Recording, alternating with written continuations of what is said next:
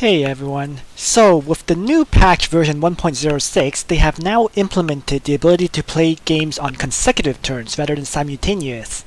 So with that, I am going to start a new match with Orks against in a 1v1, and my opponent's playing Space Marine. So it should be interesting to see how it works out, because now that they have consecutive turns, the Painboyz will no longer be as overpowered as they used to be.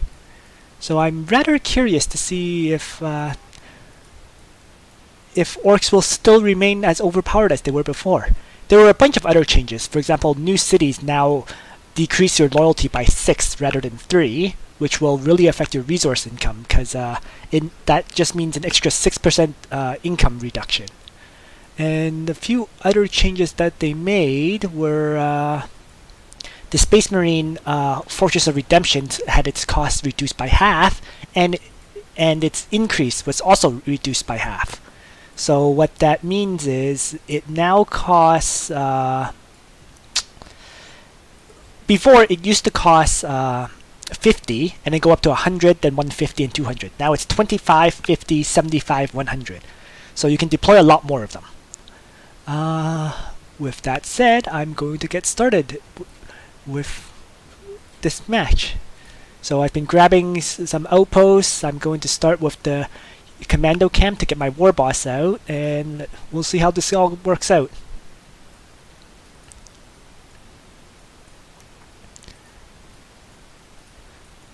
So I'm pretty much going to be doing the exact same strategies that I used to do with Orks pre-patch, and we're going to see how well it works out against the improved Space Marines.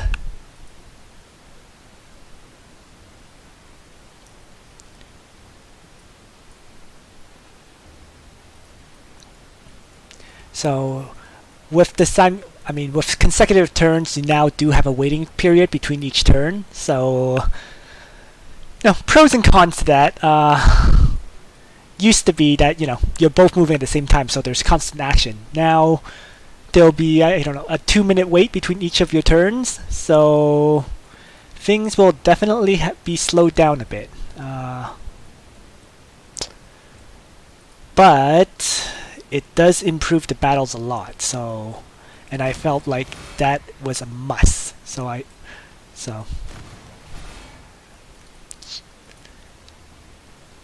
Oh, and I see an outpost here, so let's scout it out and use here we go to run into it. Oh wow! So many Kroot Hounds! I am in a bit of trouble if they all decide to attack. I mean, I expected Kroot Hounds, but I didn't expect 5 of them all so close to my city.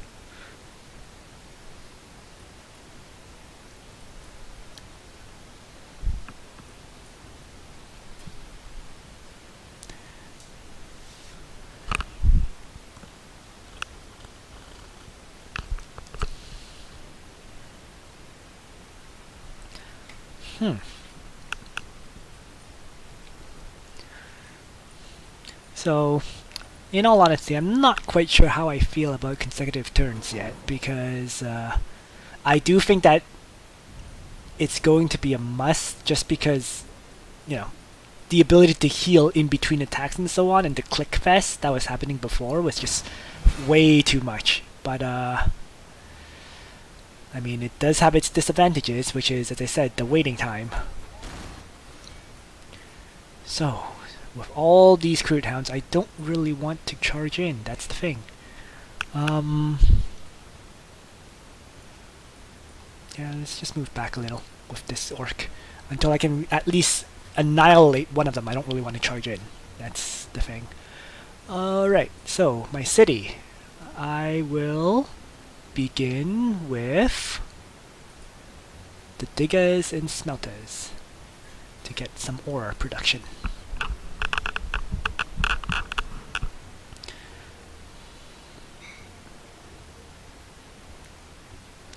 So I'm taking a look at the tiles around this, and there is a plus 10% production tile right here. Let's see, so I guess that's the tile I'm going to have to seize. These ones right here, to get the extra production boost for my city. But it's going to take 4 turns, because I have to take 1 tile, then the second tile. So the commando camp is not going to go there. That's just the way it's going to work out. And the other question is whether I can get a second ore building in the capital, and generally the answer is no. Because you build ore, food, and then, you know, let's say 4 barracks. Well, ore, food, 1 hero trainer, and then 2 or 3 barracks, sorry. Which doesn't really leave you much room for an additional ore building. Not if you want to mass units out. Oh wait, no, I'm playing Orc, so I have 8 building slots as opposed to just 6. So I'm gonna have to think about that one. So ore building makes it 2, hero trainer makes it 3. If I build a farm, that's 4, and then 4 barracks is 8. So if I remove that farm, but I don't think it's possible because you do need the farm early game. So no, you can't get a second ore building. As much as I want to, because this is a tile that gives me plus 60% once I grab this outpost. But you just can't do it. So just gotta work my way around that. So let's focus on fighting instead of grabbing these tiles for now. There we go. And that's it. But this has a 20%, and if it has any 30-40% tile, oh, there's a 40% tile right here, so this is perfect. This will be my ore trainer here. Sorry, my ore producer. So yeah, I'm not going to worry about the fact that I can only build 1 ore building in my capital. I may leave the tile open though, or I would if this map was if this was not a 1v1, I would consider leaving this tile blank, so that when I eventually, if I build upwards, which is getting the Grotz Hut to increase the population limit, I would have that tile available. But you know, 1v1, it's going to be a fairly short match. You're not really going to tech up to that kind of level, so we will leave it as is. Oh no. So enslavers too. Wow, what is with all these neutrals so close to my capital?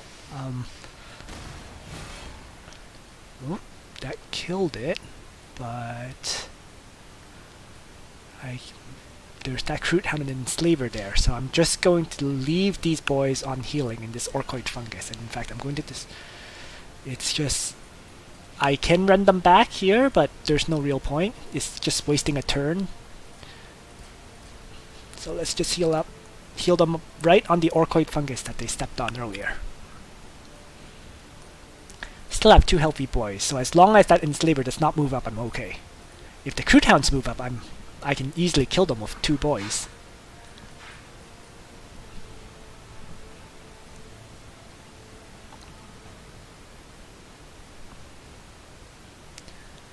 And waiting for the Space Marine to make his turn.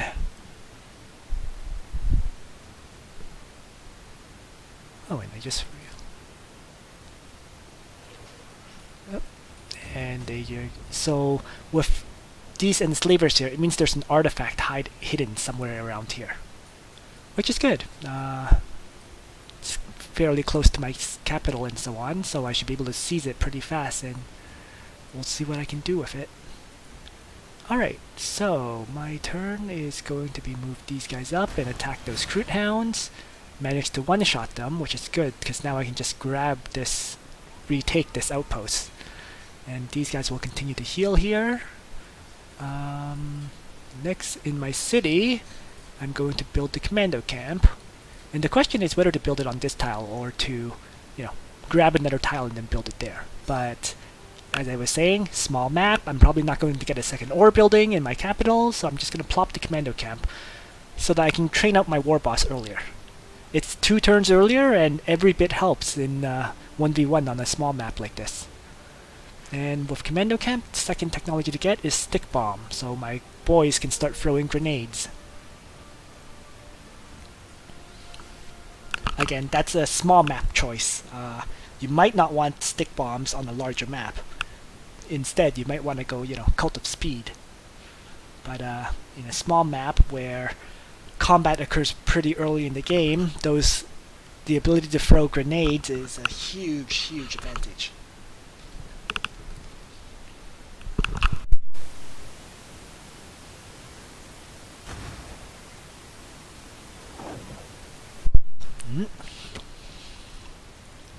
So even having killed so many of these Kroot Hounds, there's just more of them coming out of nowhere. And I'm really worried about this enslaver. I'm just scared that it'll walk up and convert one of my boys. But there's not much I can do about that because I have to kill these Kroot Hounds. So I'm just hoping that he doesn't move one step further to mind control my boys. And that's about all I can do. But normally the AI does not send its, the neutrals don't wander that far from their starting spot, which is why I'm willing to take that risk. Because if there's, let's say, the artifact around here, this is 3 tiles away. It's pretty rare for the neutral monsters to wander quite that far away from where they originally spawned.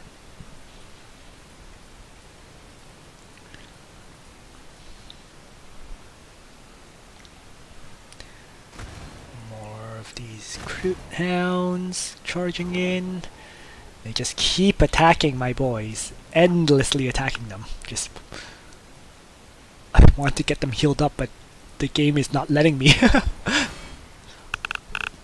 So let's just heal both of these boys, and that's it for my turn again.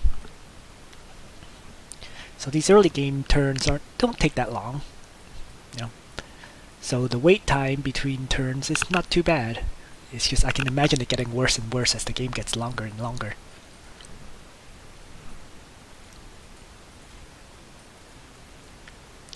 I'm quite curious how they implemented this consecutive turn system for 2v2s and 3v3s, because a lot of people have requested if it's possible for the team to be move consecutively. So each team moves, and then they all enter, and then the next team moves.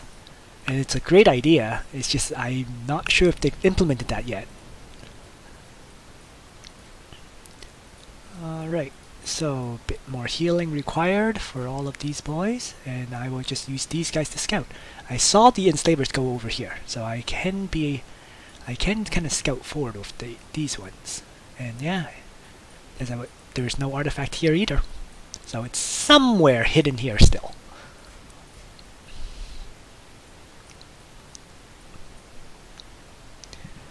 And one thing that enslavers are very vulnerable to if they're in the open is the grenades that I am researching right now. So in 3 turns I will be able to easily kill that enslaver by throwing a batch of grenades at them.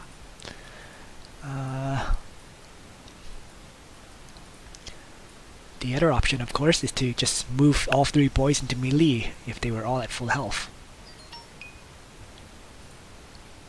Which they are not right now, which is why I haven't done that yet. And I want to grab this outpost. These guys are a bit too far, they're still healing as well. These guys are healthy, so I can start moving them up. And great, so I'm going to move. Use here we go, grab the outpost, and attack. And that might have been more dangerous than I thought, because wow, a Kroot Hound and a Catachan Devil. I don't think those 2 attacks will be able to kill my boys, but I'm not 100% sure, to be honest. So we'll see. It's because these Kroot Hounds are full health. If they were damaged, then I wouldn't be so worried. I'm pretty sure the boys will live, but we will see.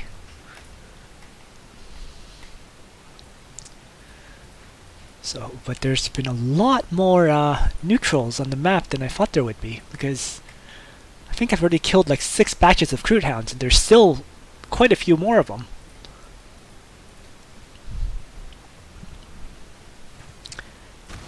There's 2 more. Great. Oh, so my healthy boys instantly got targeted.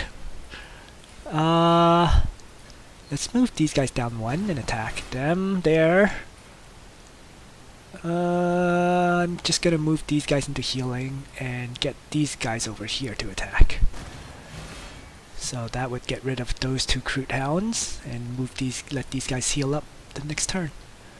Stick bombs in 1 turn, and my commando camp in 1 turn. So, you know, the first 12 turns, managed to keep all my boys alive, and they're fairly healthy and doing well. Seized a bunch of outposts. There's 1, 2, 3, 4, 5 of them, which is all you really want to do in the early game.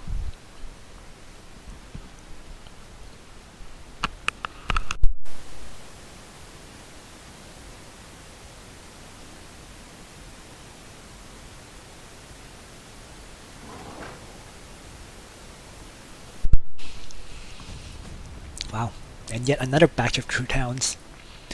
So they're just endlessly moving forward. I kill one, another one shows up. Nope. Oh, nice. So I managed to one-shot there. And I'll heal this guy. And now the question is to move this guy into this outpost for faster healing, or move it into one of these fungi. And I'm going to do the outpost because it's, as I said, it's just faster healing. There is the risk about that Catachan Devil that was here somewhere, but it's a risk I'm willing to take on the whole. Alright. Thank you for following, Cogwhistle. And so let's begin production of the Warboss and grab a new tile. And my opponent left, just like that. Oh, but someone took his place. So we'll see. Okay, so I'll just keep playing this out then. Now with my capital, I want to build the mech bits yard. Nope, he left as well. Okay, so with my opponent leaving, I mean, there's no real further point in playing out this match. So I guess this turned into a bit of a tutorial on how to start with Orks. I guess I'll just start a new match instead, because, as I said, there's just no point in playing against the AI. I feel like I'd be wasting my time and wasting all my viewers' time. But yes, I mean, Orks, their boys just really hit very hard, so as long as you keep them fairly close to the base and group together, they'll be able to handle anything that they face. And, you know, use the outpost for healing, use the Orkoid fungus for healing, and they'll be able to be kept healthy and able to fight at the same time. Alright, on that note, let's just start a new match instead. And hopefully I can find an opponent that will actually play it out, instead of just leaving after the first 10 turns or so. I'm going to ask on Discord and see if anyone there wants to play.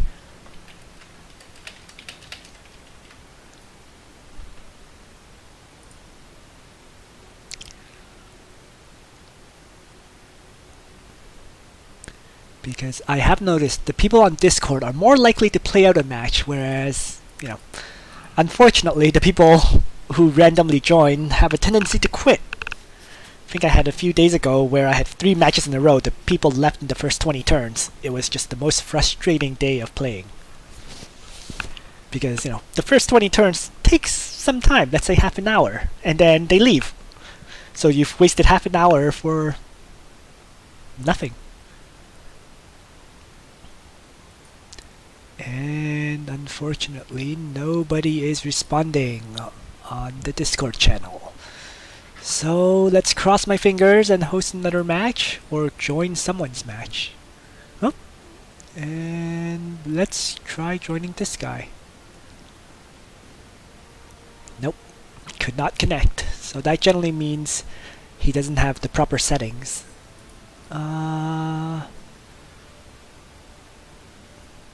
This match has already started. It's on turn 18. So, nope, I'll just host another 1v1 then and see.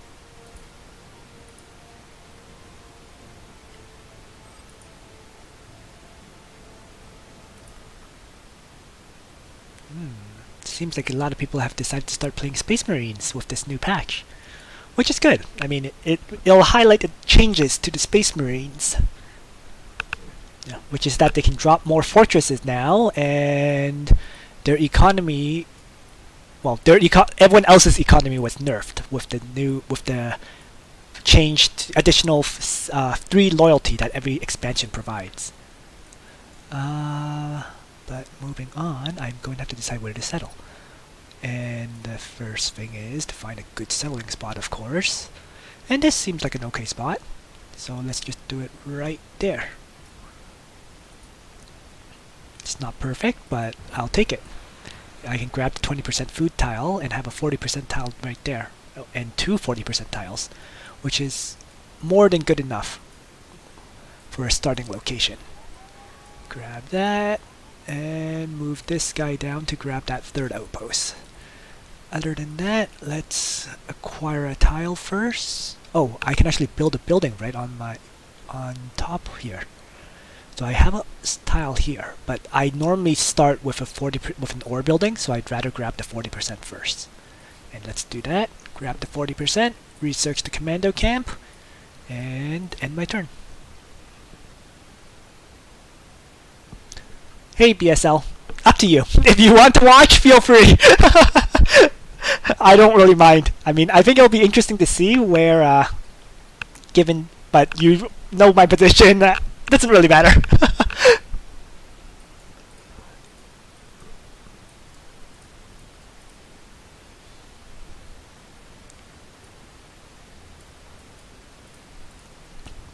Among other things, to be honest, Orks are the least likely faction to set up an ambush, so feel free to watch.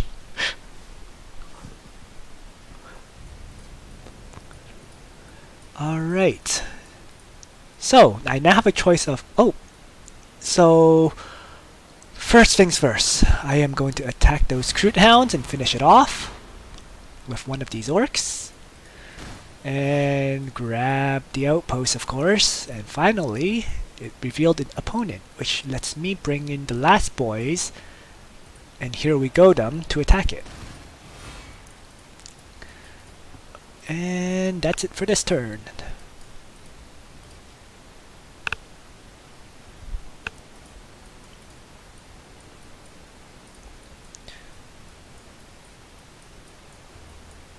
And since I spawned here, it usually means my opponent, BSL, is probably up here.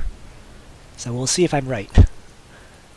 And another set of Crude Hounds, which I will attack. Move these guys into the outpost so that they can heal next turn. And finish it off. And I'm going to have to keep moving up.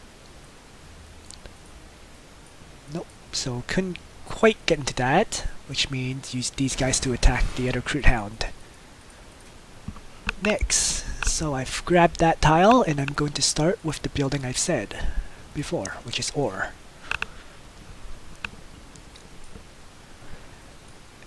And the main reason I do ore at the start normally is because I'm kind of doing a bit of an economy build. I want to make my second expansion as soon as I can.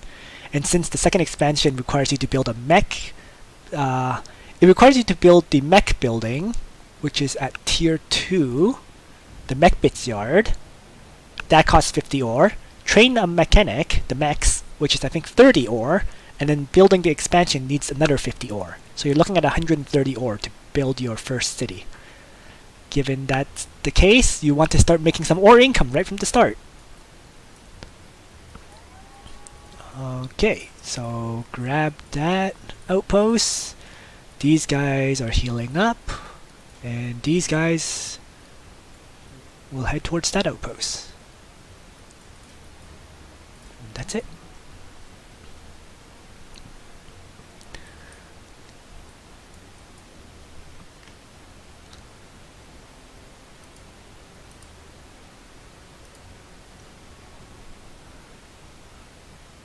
Alrighty.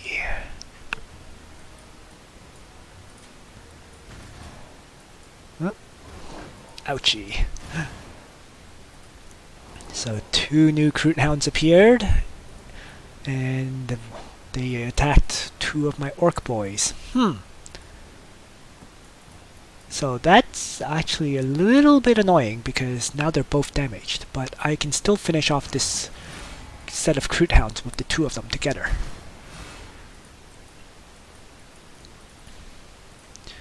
And that would be it for my turn.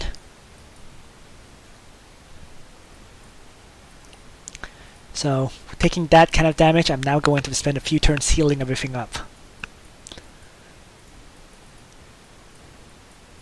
But, again, fairly standard. You know, I already have 1, 2, 3, 4, and I will have this outpost, or not. Ouch.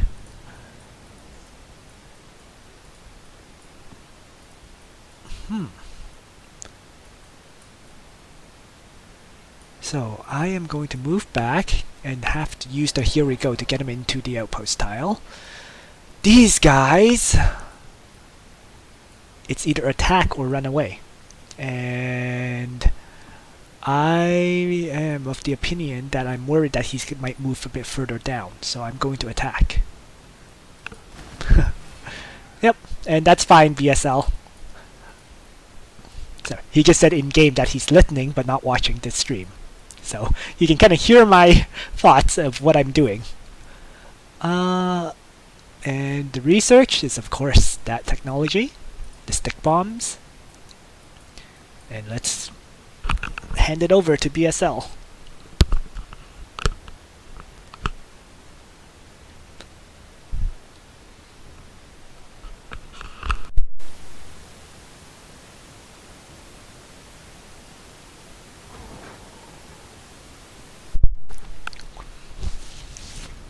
And so yeah, you know, those Crute Hounds retaliated against my boys and hurt them a bit more. So I now have 2 sets of really hurt boys.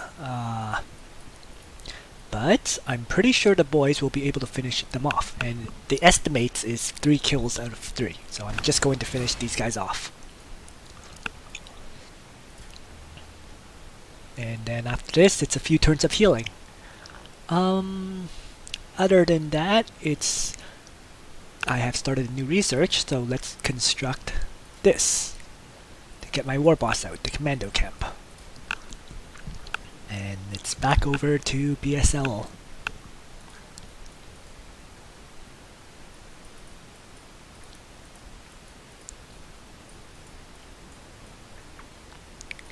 So, this time I don't really have any conveniently placed Orkoid fungus for healing, unlike the last game. So it means I have to move my boys into outposts whenever possible. And my outposts this game are a bit more scattered as well, so it's basically, in general, it's just harder this game for me to get my boys healed up. Even with here we go, I can't move into any outposts. I could move forward here, but it's not really a risk I want to take, not when they're only at 7 hit points. If any random Crute Hound comes along and attacks him, they'll definitely die. So, run them back. That's the only option I have. And then my turn.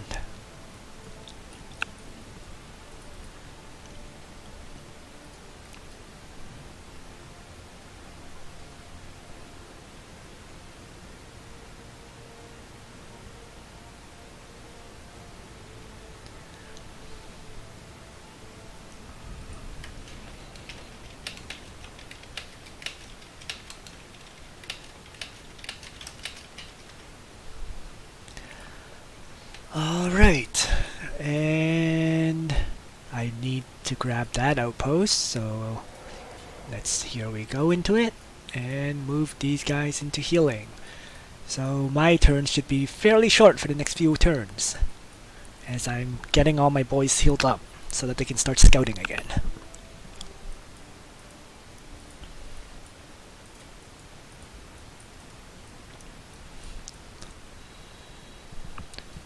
In the meantime, and those Crute Hounds are being very annoying.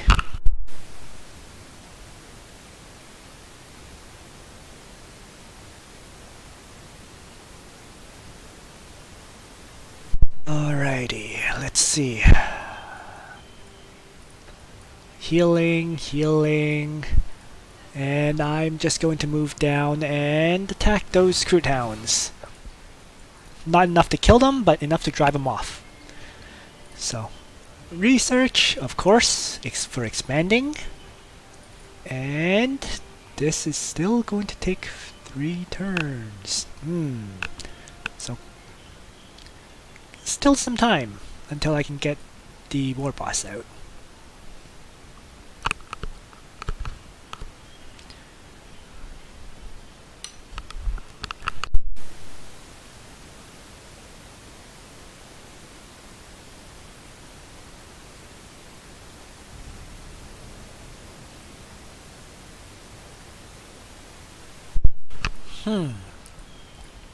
So, those Scroot Hounds ran away, which lets me retake that outpost.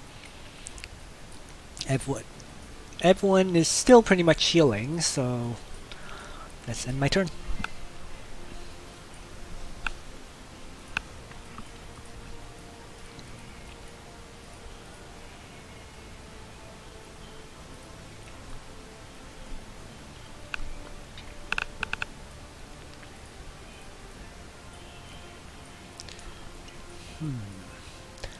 And so I picked up this artifact from one of the ruins that I took. I'm not sure where the ruin is. Here they go. The Ruin of All. These ruins, they give you a random artifact pretty much. So if you're the first one to grab the outpost, so that was pretty good. And the Overwatch on these guys kicked in, which lets them easily kill off those Scroot Hounds. Other than that, I am going to use these guys to scout pretty aggressively. And of course, I just find another Scroot Hound, so move up with Here We Go and attack them. And I think that's it for all my units, because these guys are still healing. So end my turn.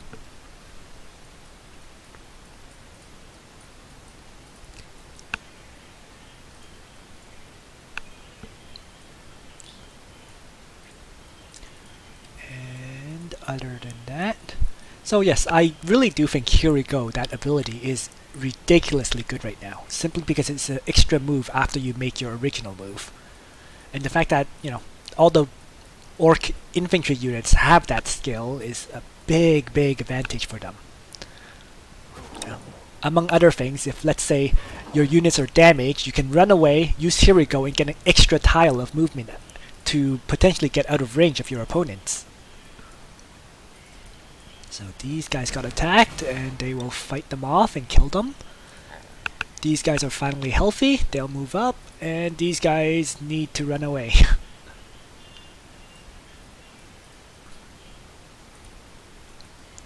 Other than that, yes, I can start training the Warboss.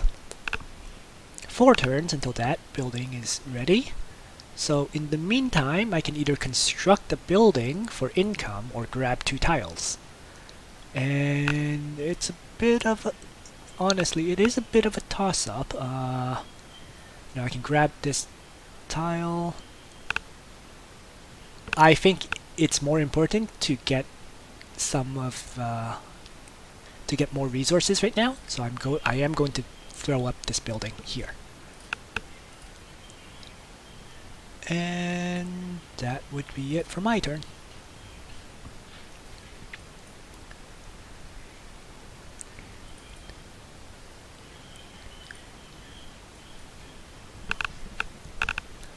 So that kind of works out perfect, because this takes 4 turns, and in 4 turns this research is done and I can start constructing the mech bits yard.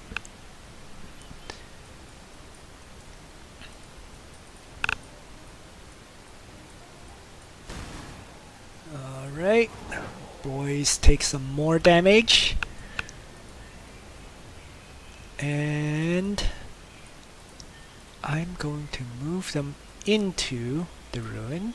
Bring these guys up, and they should be able to kill them off. Yep. These guys, after that fight there, are healing. And back over to my opponent, BSL.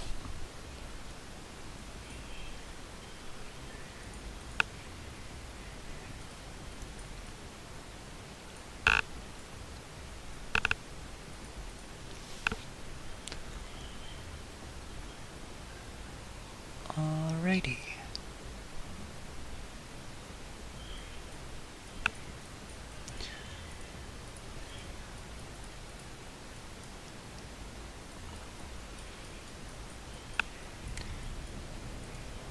.8 hit points, so one more turn of healing. These guys will have quite a few turns of healing, and these guys I'm going to move up and use Here We Go to steal that outpost. And they just spotted two additional outposts. There's one over there and one over there. So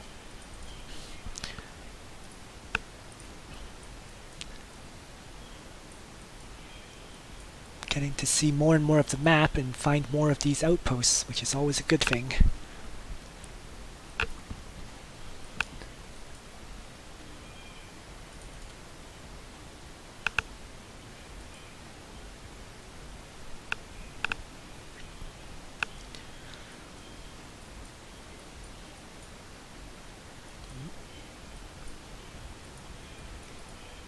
So I saw those Crude Hounds run down there, but I don't have the movement to actually get into their range, because my Here We Go is on cooldown right now. So that being the case, let's use these guys to scout. Found another and see what that outpost is. Not bad. My boys right now are separated, so I'm being a bit more careful with them. Instead of being fully aggressive like before, I'm just moving in a method that lets me see what's in these outpost tiles. And I found a Devil's Lair beside that outpost, so I'm not going to grab it. It also scouted this outpost, which I didn't even know there was one here. So, finding me more and more useful things.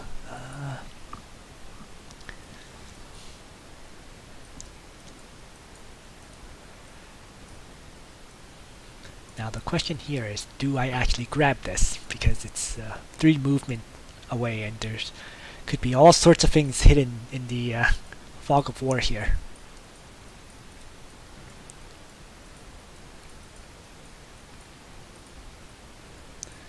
So I'm going to have to make a decision about that.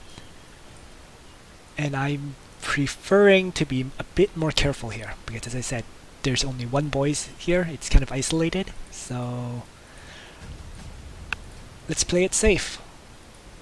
These guys can safely move in here. I'm not too worried about grabbing that outpost. But these ones, I will move forward like this to scout a little. Don't see anything, so let's use the Here We Go ability to grab that outpost too. Alright, 2 turns. Good.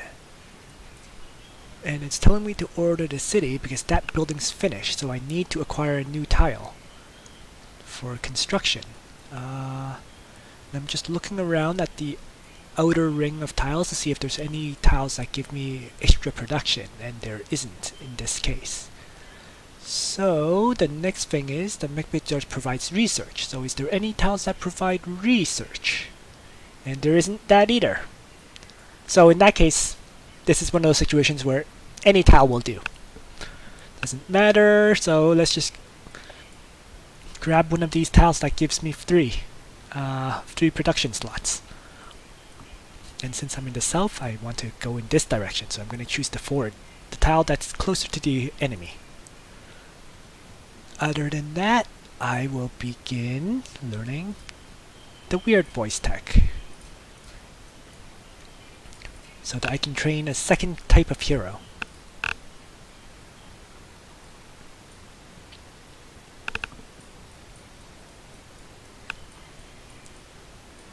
So in terms of, territory, I've kind of taken control of quite a bit of the map, surprisingly, so far. But, realistically, I can't really hold it. If my opponent, BSL, starts pushing, I would be in full retreat and just running away. But getting the early income boost, it's always nice. And if I find any more of these ruins for more artifacts, that's a big plus too. So let's just continue to clear the map of all these neutrals. And these guys, now the question is, do I continue scouting with them isolated? And I'm starting to feel a bit iffy about that, because I just feel like I'm going to run into, the robots soon. So I'm going to start getting all my boys together in one group, as opposed to moving them kind of separately like this and relying on outposts for healing. So, change in strategy.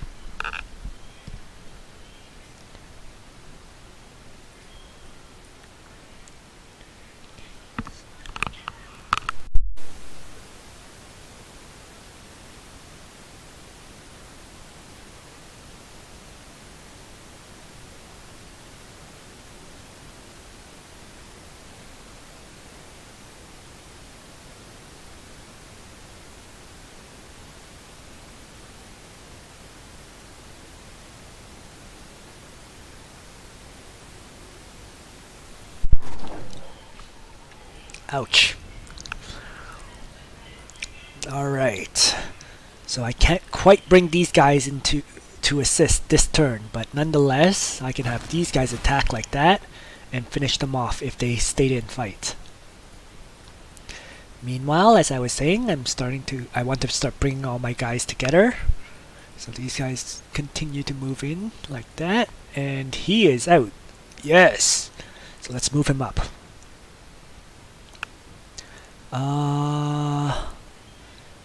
River tiles usually eat up a whole bunch of movement, so given that's the case, I'm going to use the Here We Go ability this turn, just to get him onto that river tile.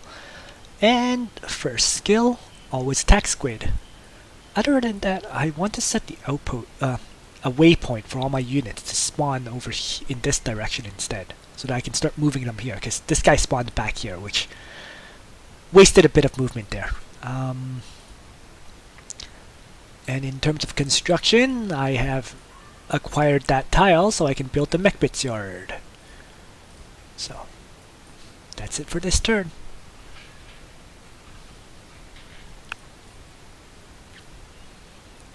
And these ambles are going to be a bit frustrating. I'm just hoping they don't attack, because that'll knock these guys back into healing again.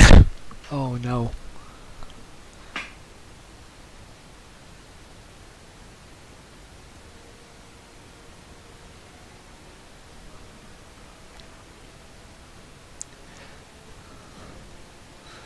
Well, although I say I'm constantly healing, I don't have it as bad as the Space Marines, that's for sure.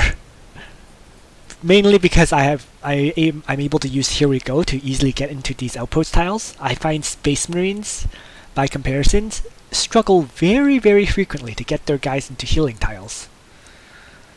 So I thought the Crude Hounds had run over here, but maybe they got all the way there. So I'm going to use the Here We Go ability, and yes, they did get into a tile that I couldn't see into. So there we go. I was able to finish those guys off. And I'm bringing the war boss up, and let's just group up. Heal these guys. That's it.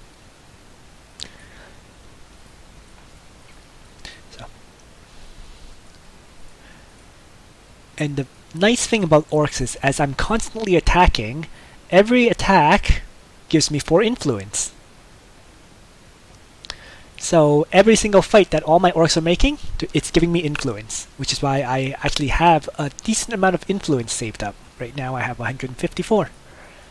If not for that, that's actually one of the nice Ork advantages. Of course, it comes with the fact that all their units have influence upkeep. Like, for example, you see these boys have 2 influence upkeep. So if you train units, you gotta use them.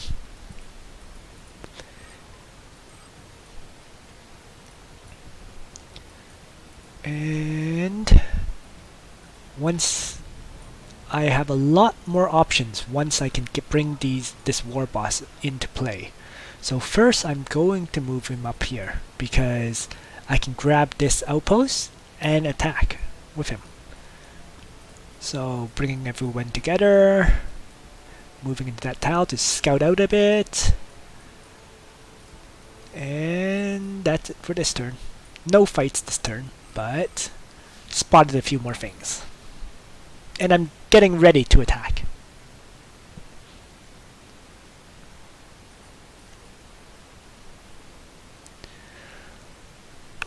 Alright.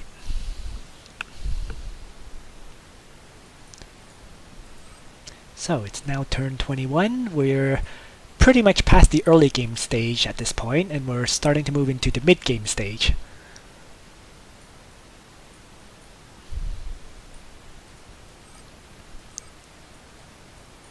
Oh. Uh-oh. There's now 2 of them. Uh-oh. That's okay though, because the war boss, his big advantage is he can pretty much one-shot these things. No other faction can do that. There we go. 1 attack and it's down.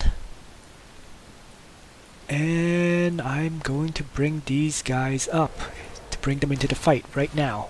Right here, right now. Bring everyone into the fight to attack. And I think I can finish it off. No! I left it at 1 hit point. Which is fine. It's probably going to run away at this point. Mech Yard is coming out. I have 138 food, so I have a good amount of food and ore right now, so I can actually afford to train this, which is pretty rare. It's not very often you can actually train a second one this early in the match, because you usually end up waiting for a bit due to lack of food and ore. And I think the main reason I was able to do that was because my capital had 3 slots, 3 production slots in its in the capital, as opposed to 2. So I was able to build a food building instead of having to capture a tile. So a small point, but actually surprisingly significant.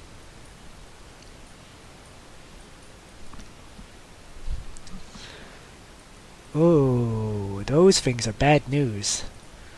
But I'm not afraid, because what I can do is, can I get a double attack on it? And it doesn't look like I can.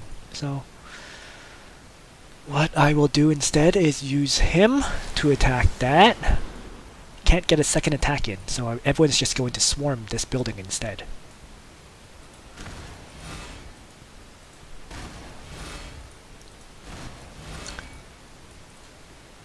And that should be it.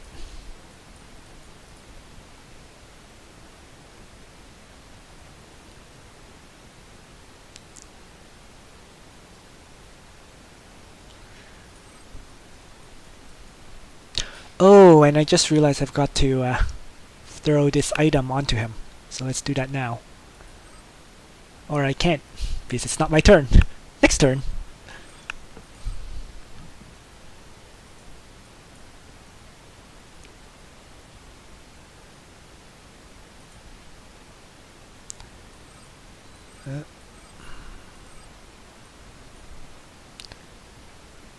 Alright.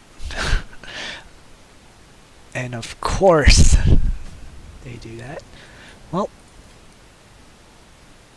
that's fine. So what will I do here? I'm going to move up these guys and have them attack. And retroactively give them the item, because I forgot again. And the rest of them will finish off this building, which will give everyone some experience, which is pretty good. Alright. Research. And the first thing to get, the highest priority, is to get the Painboyz. They're the healing unit for the Orks, and you want to get them out as fast as you can.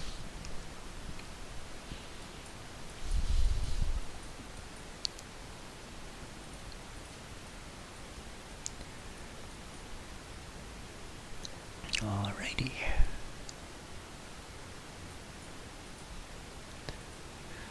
And next turn, the mech yard will be complete. And after that, I will be able to expand. So things are moving at a pretty good pace. Ow. So Warboss kinda needs some health, doesn't he?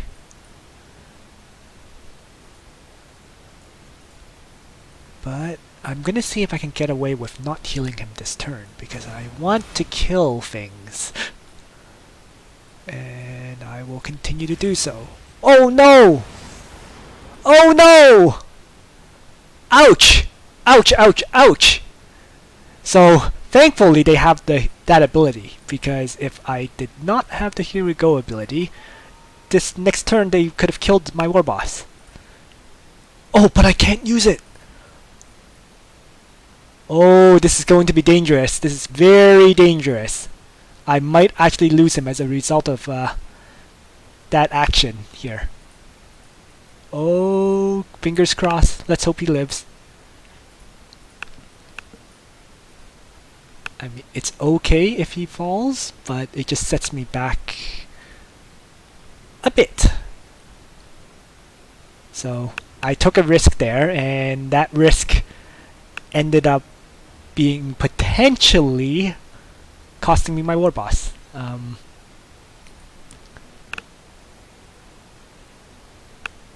We will see. Alright. I have to build a new building here. Sorry. And it's definitely going to be start producing units. So let's get my unit trainer up and throw it over to BSL. Oh, so let's just hope he lives. This is dangerous.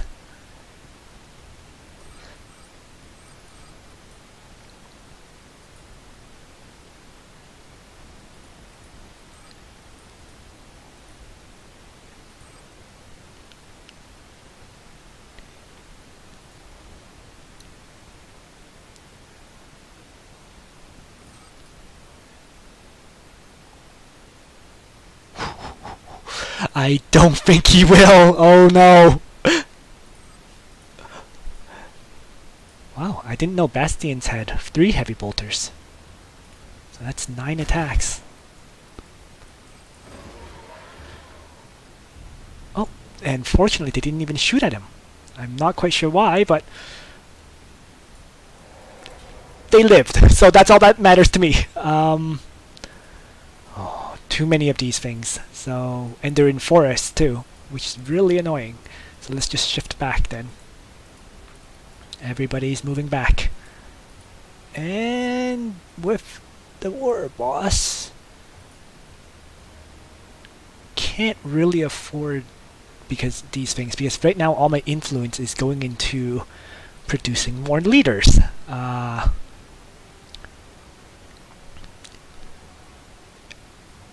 Oh, with 148. No. Yeah, I can't afford to buy any artifacts, so we'll just leave that.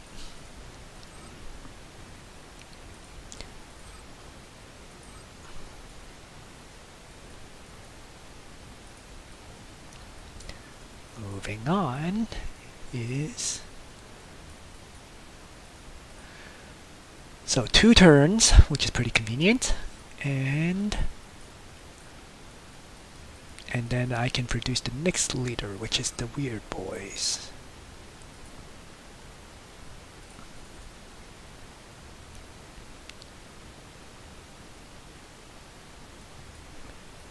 Alright.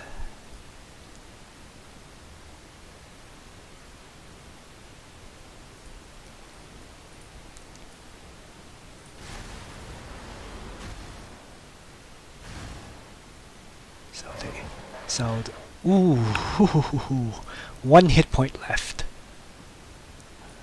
Alright, they're moving into healing with the Here We Go ability. And because these guys are now in the open, I can throw these stick bombs at him and easily finish him off. And these guys, I'm going to turn off the Overwatch so they can actually heal. Because if a unit attacks with Overwatch, they don't heal. So Overwatch off. These guys are also desperate for healing, so yeah, I'm not using him to fight, that's for sure. So skip the unit and my turn.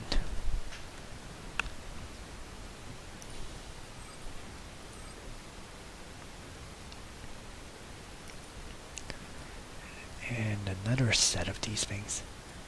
Yeah.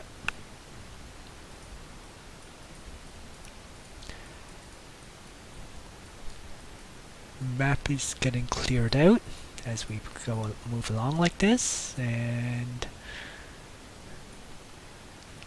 most importantly, my leaders are getting some experience, my troops are getting some experience, and I'm also earning income from it, because all these fights just give me more and more influence.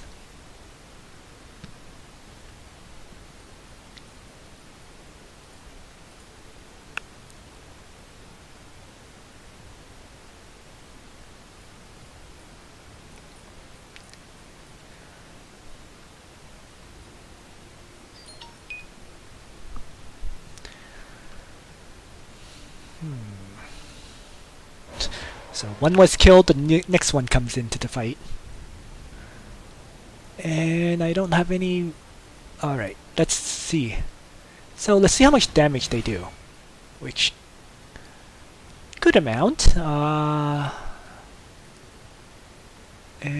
because they're already damaged, it's not anywhere near as much damage as I want. See, even if I attack, on the pop-up, the attack estimate says it won't even kill one.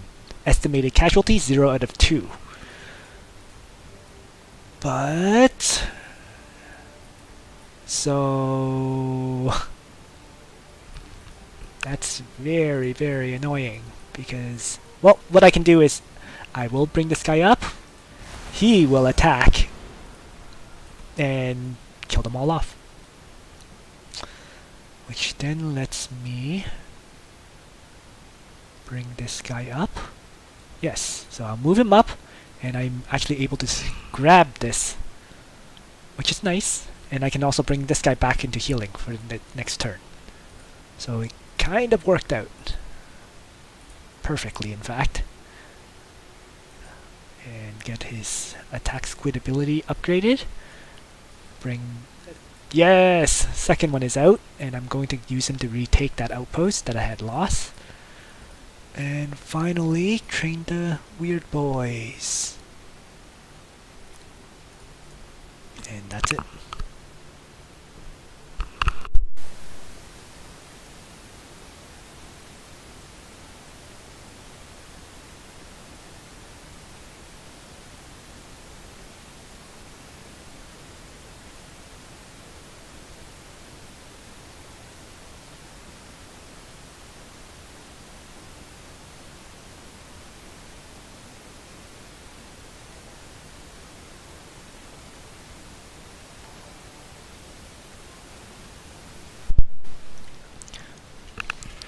Oh, thanks for following.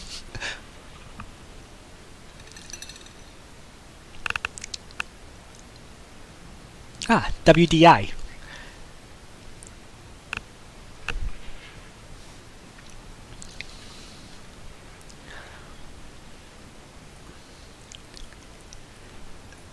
Alright.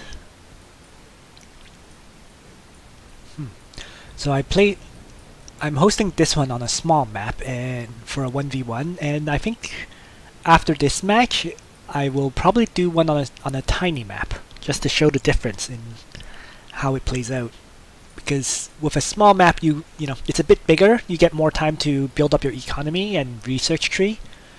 A tiny map kind of have you fighting much earlier than this.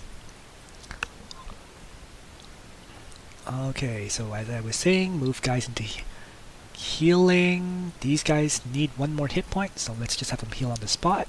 And these guys are heavily damaged.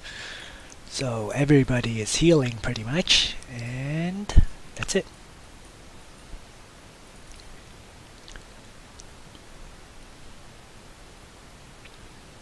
Oh, and this is rare. I'm actually out of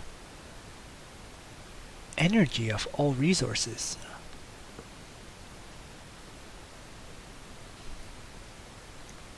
Not quite sure how that happened. Oh, I see why. All of these outposts that I seized, there was not a single energy resource. Doesn't happen very often, but it did this game. And as a result, I never got any kind of additional energy income, which has now put me in a tight spot because let's see.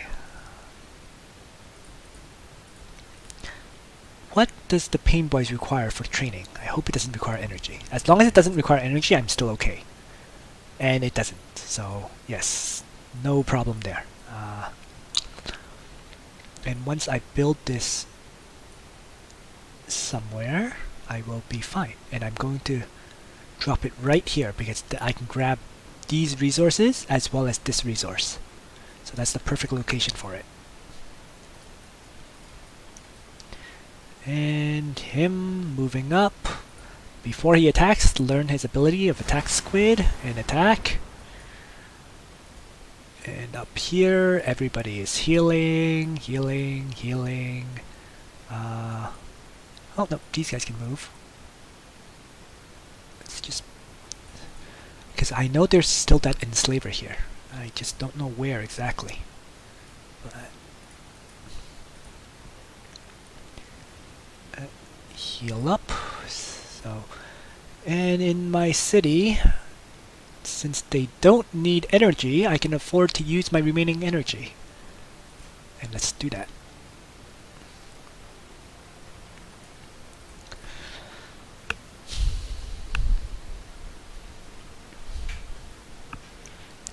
Alright. So, it's become an interesting choice at tier 3 because now that cities give you a -6 loyalty instead of -3, the building for loyalty, the fighting pits in the case of Orks, becomes much more worthwhile as a technology to research so that you can get that loyalty building out. But I still feel like it's a building that you research later on. The priority still remains your combat strength, and to improve combat strength, the best ability for that is, or the best research for that at tier 3 is still heavy armor. You know, it gives everybody 2 additional armor, which, I mean, it's a damage reduction, so it helps you keep your units alive, right? Each point of armor reduces damage by 8%, so 2 armor is a 16% damage reduction, which is big. So, again, my personal preference is always to get heavy armor at tier 3. And let's... oh, wow, another one. Okay. Actually, now that I see it, I think I recall having spotted this guy earlier. And these guys will move in and construct my second settlement. So my energy income is now +1. At least it's not negative anymore, which is the important thing. And I'm going to have to build the energy building here. I think that's the very first building I have to get. This just to provide me some upkeep and to give me some energy income.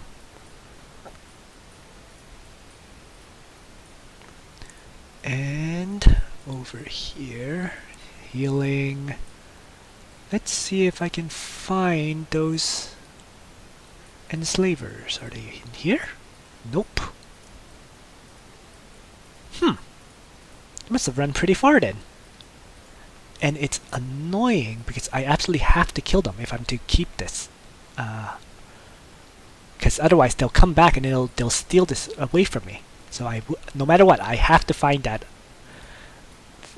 enslaver and kill it off. Back in my capital. Keep constructing my unit trainer buildings because I need to start ramping up my military production. As I said, we're starting to transition into mid-game, so it's time to get the military out to fight it so that, you know, if VSL starts attacking me, I have units to fight him off with.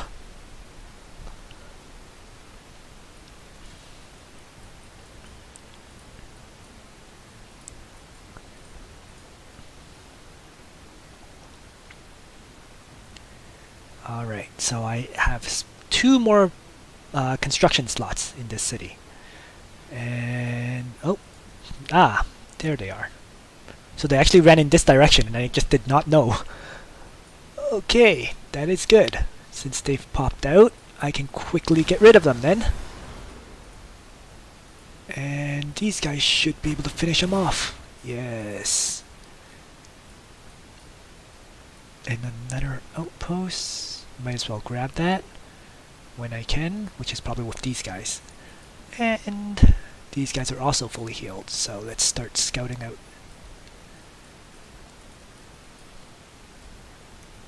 Alright. Let's move up with him then. And it found me this other item. Okay.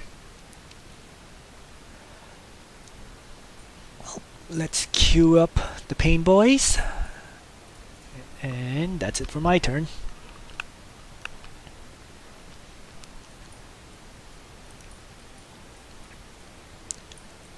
Okay. So I'd say at this time a third of the map has been explored, and given my spawn location at the back though, he's probably spawned all the way back here, which means getting an actual fight is probably going to take longer than usual. If we just spawned in, as far as possible from each other in this match.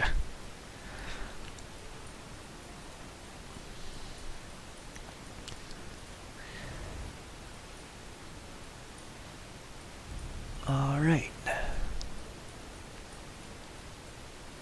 And I want to get rid of this thing. It's kind of annoying to have it right there. Yeah. So I'm going to move my unit into the forest so that they take 50% less damage from the bastion, and he can attack it. Yep. So next turn I'll be able to destroy that. In that case, I will use these guys to move up, and here we go to take it. And these guys have been coming up, but it's better to grab this.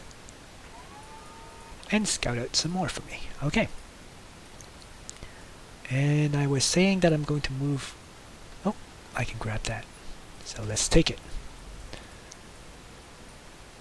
But where did the enslavers go? Again, they just disappeared on me.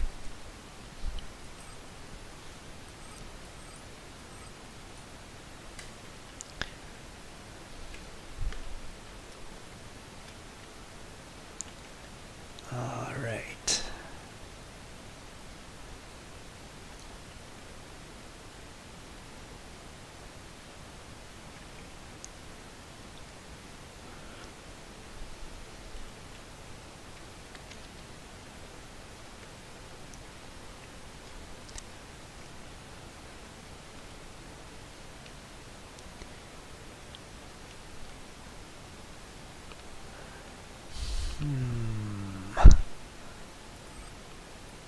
Catch devils. Okay, so I'm going to be able to kill this in one turn. So let's just do that. One attack, and the finishing attack was actually not a finishing attack. Crap. And because the Catachan Devil moved up, I'm unable to actually get into this tile because he's blocking the way. Oh, whoops, things didn't quite go as planned. So I'm going to take a bit more damage from that building than I thought I would. It's okay.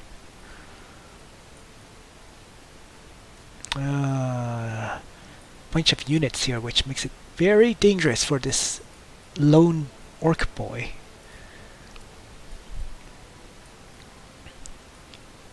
Similarly, I don't really want to wander around with a solo hero unit, so again, start regrouping.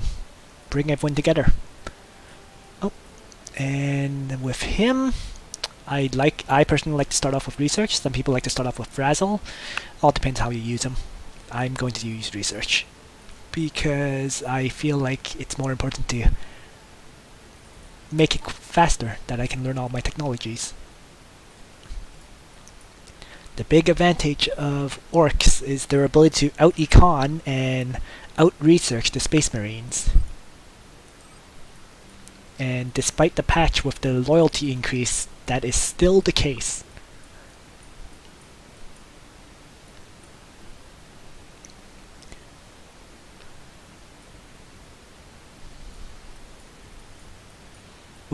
When you think about it though, it's kind of ridiculous, isn't it? Orks that research faster than almost any other faction? It's kind of bizarre.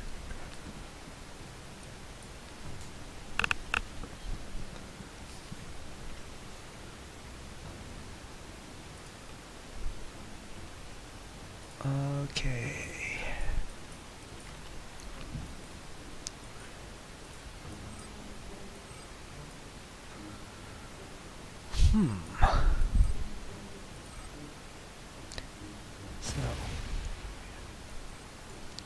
So a bit more damage. Again, finish it off. Grab that. And this time I just got influence rather than artifact, so. And attack.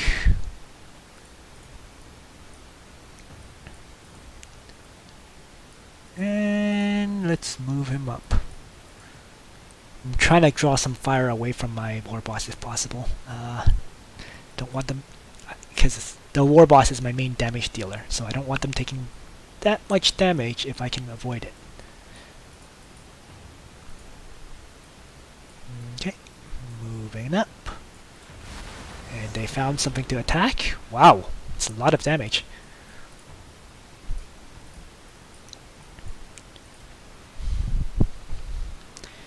And these guys, I'm going to have to keep an eye on these guys and see where they run away to, because that way my Warboss can chase them and finish it off.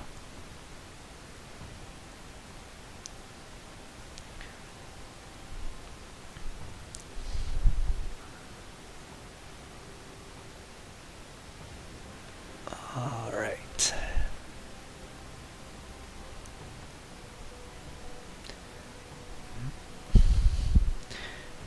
And now I'd say, around 40% of the map has been explored now. So it's pretty rapidly becoming half the map explored.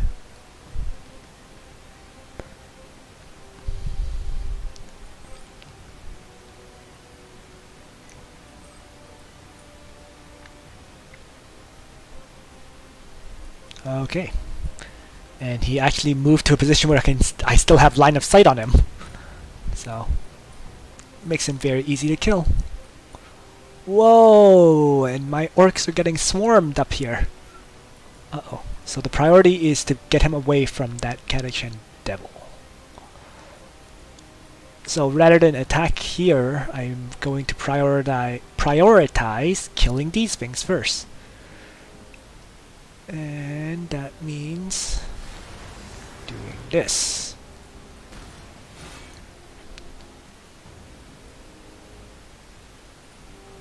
Bringing them up. And if I can... No, so they're just going to attack from here. Okay, it's fine. I wanted to bring them down here if possible, but that was not an option.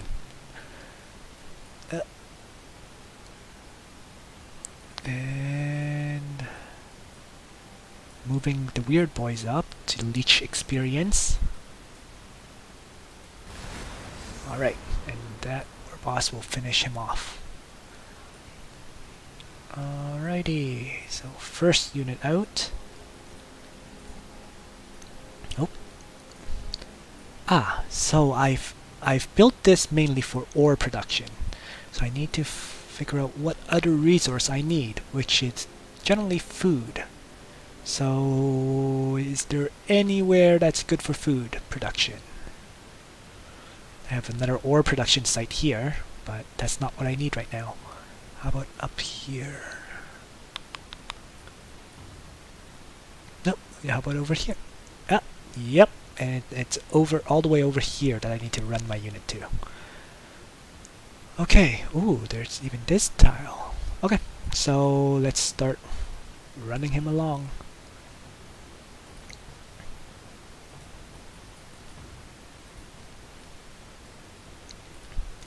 acquire the tile. And I was going to build this for ore production, so that means grabbing that tile there. Here, I'm low on energy as I was saying, so I can't produce another one of those.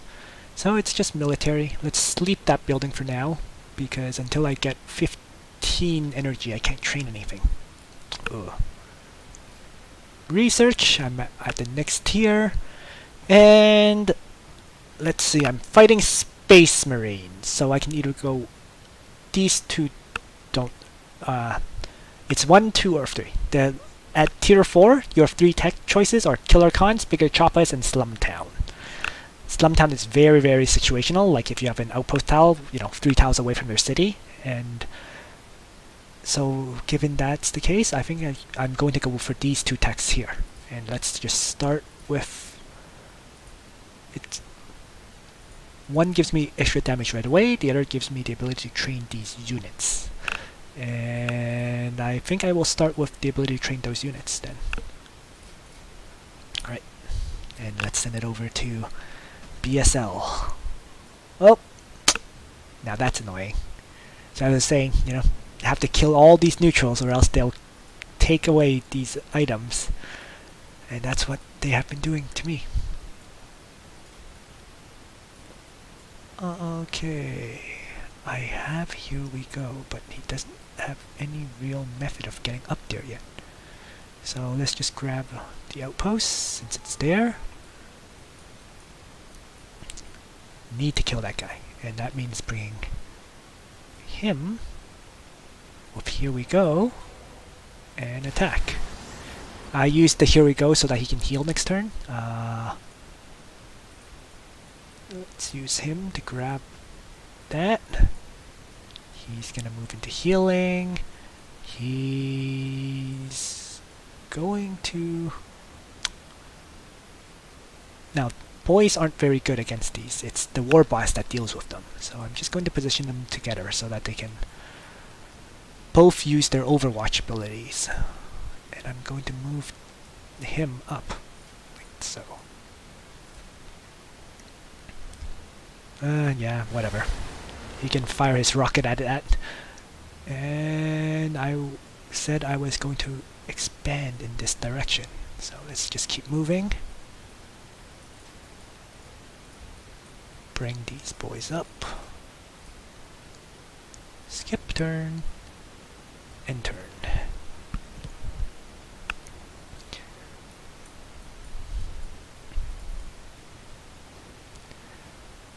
Right.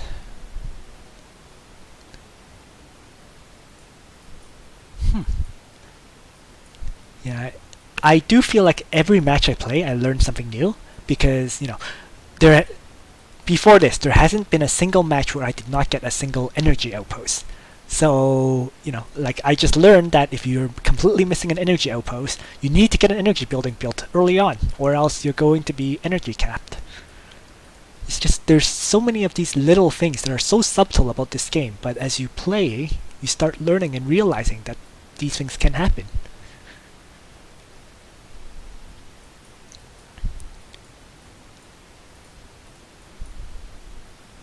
And it just completely changes your early game strategy.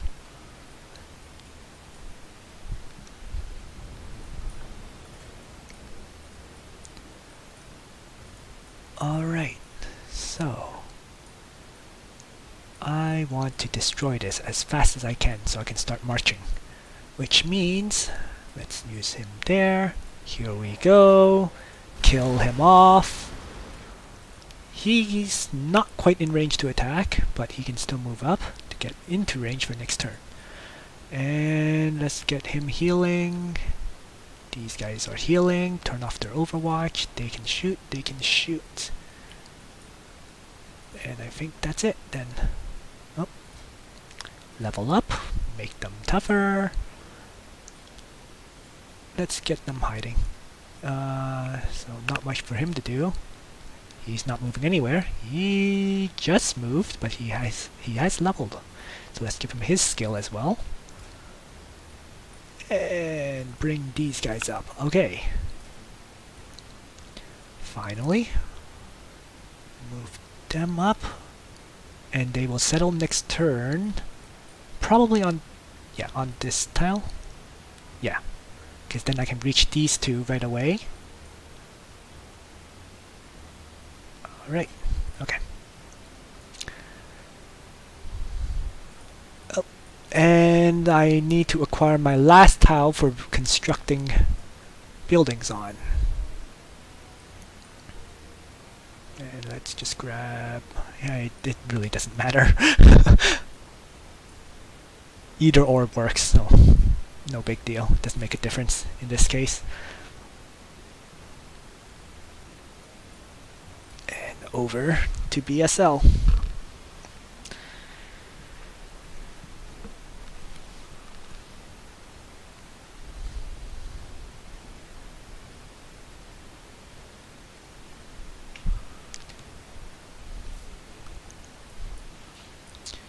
Alright.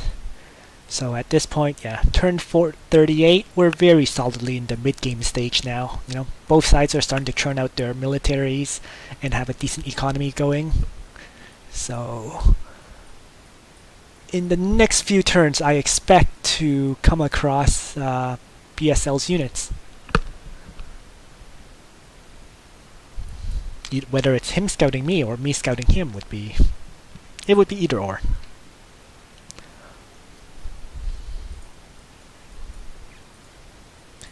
I would also say that on tiny maps, it would probably reach this stage around turn 30, so, you know, a few turns earlier, but not much earlier than that, because the early game stage does still remain, you're busy fighting off all the neutrals on the map.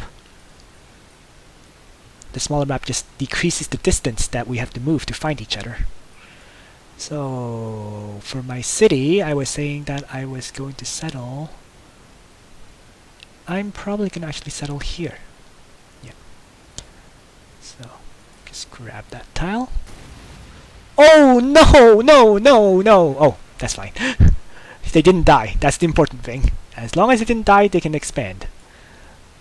And this is going to be my food producer. So, priority is to get food buildings. And for combat, let's start clearing this stuff out. Yep. Healing, healing, moving up, attack, and attack. Excellent.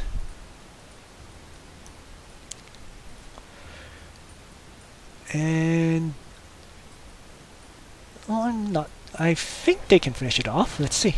Yes, they do. Okay. Oh, but they were just out of range. So, units within 3 tiles away will get experience, but units 4 tiles away don't. So, it is what it is. It's just a bit of experience lost there, which is unfortunate. Hey, and they're finally out. They're still very, very far from everyone else, but now I'm no longer locked to outposts anymore. So it's always nice to have them out. And let's produce a second one right away.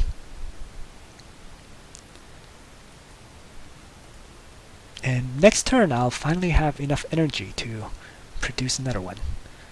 Here I was saying it's going to be my ore production site. Let's get that going.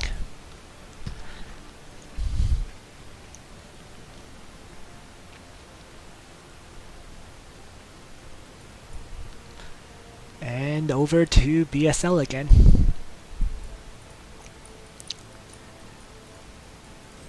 In terms of clearing the map, fighting the neutrals, yeah, BSL, the neutrals definitely slow down the game. The funny thing is, I actually have them set on medium, so it's not that, you know, they're not supposed to be that prevalent either. But, you know, early game neutral farming is kind of part of the match. You farm the neutrals in the early game, get them some experience, and so that your heroes are tougher and harder to kill. I mean, if Orks had to fight against an opponent when their war bosses only had 12 hit points or so, they'd be screwed. Utterly screwed.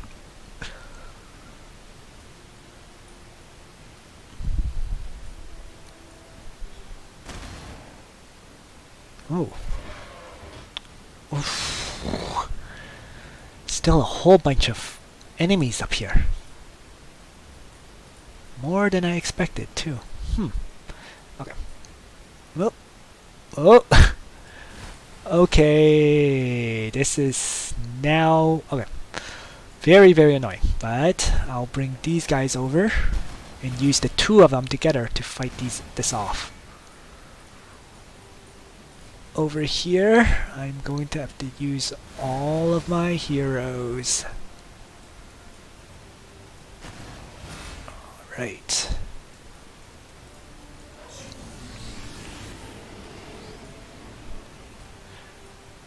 And since... might as well, I mean, there's nothing else for them to do.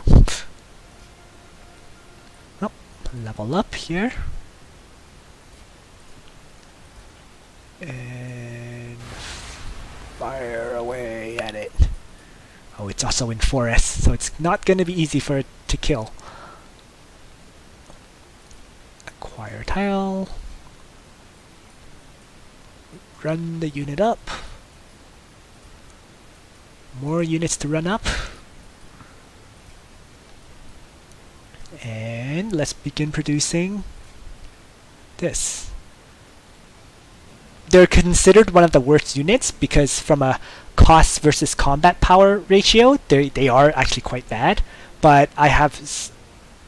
my resources are high enough that I can afford to train a few of them. But in terms of cost versus power, these are not not very good units.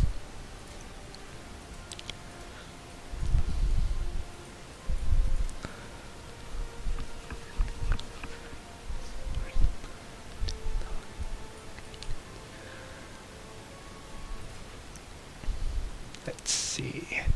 Let's bring up their stats while BSL is doing his turn. So they are tougher, definitely much tougher. Attack-wise, they're also better. So, I mean, they are better units than my boys, who have 12 attacks. Actually, yeah, it is a bit of a toss-up. Boys have, what, 12 attacks? Yeah. Whereas these guys have... let's see... 2 attacks here, and another 2, so 4 attacks. So, far fewer attacks. They can't kill, they don't annihilate infantry units, but each attack does more damage. So.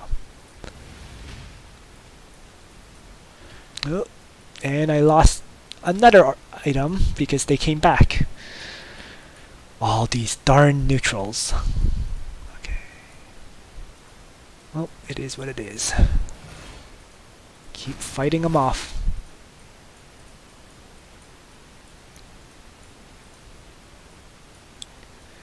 And the question is whether I come back down here first, and I don't really want to. So, let's move up a unit that can scout, like so. And that revealed them for me. Can they use Here We Go? They can use Here We Go. So that gives me the ability to kill them this turn. Here we go. Move up. Finish them off. Oh! Oh! Or not. Left them at a few hit points. Okay.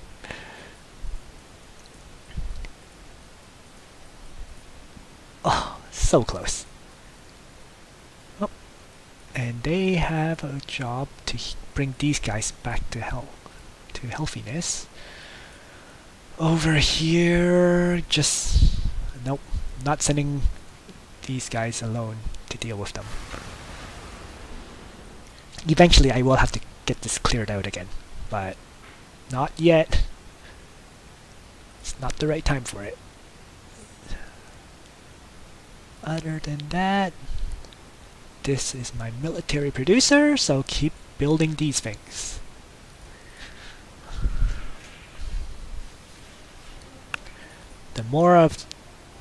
The more buildings of these I have, so this is going to be my third one that I'm constructing, and the reason is because it just reduces the construction time.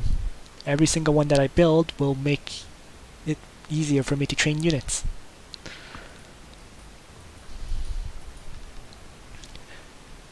And my income is high enough that I really do need more military trainers to use it all up.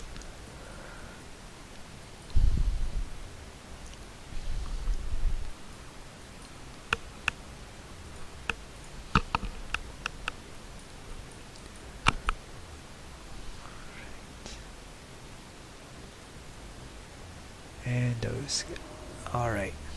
This time I paid attention to where they ran away to, which lets me definitely kill them as a result.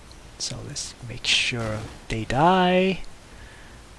Move these guys over here so that they can get some hit points from him. There we go. And over here, they converted them.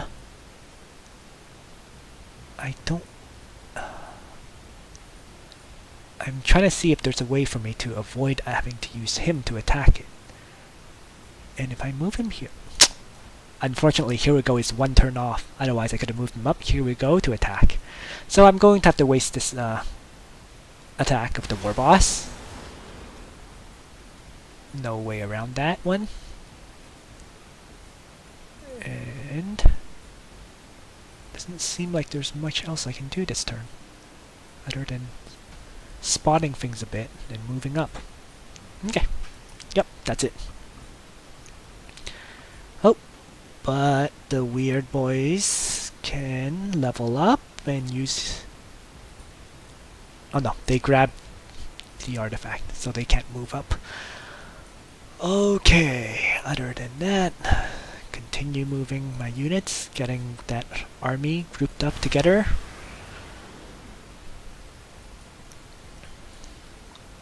And over here, food.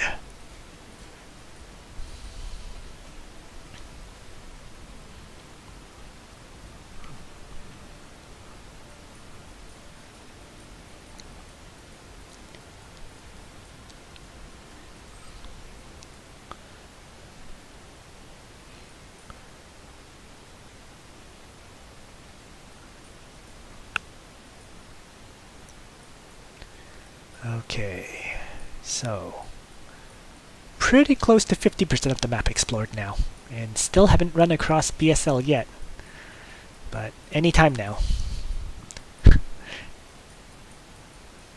It's due.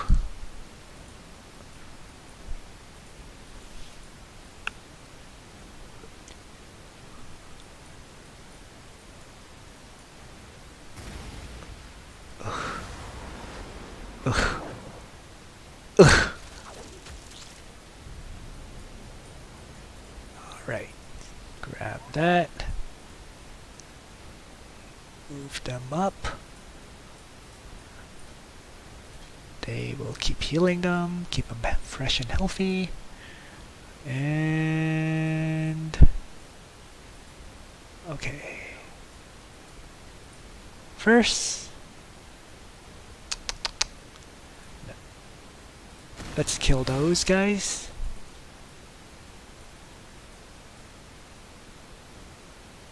Move them up.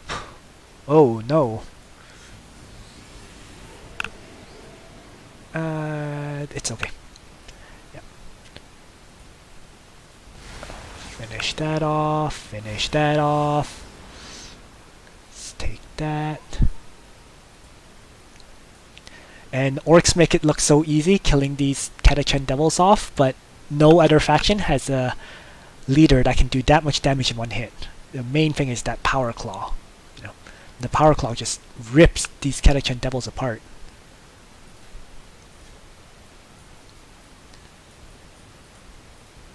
Without that... okay. Oh, I'm not liking how this is steadily taking damage, but... well, I'll have to put a few units beside it to help protect it.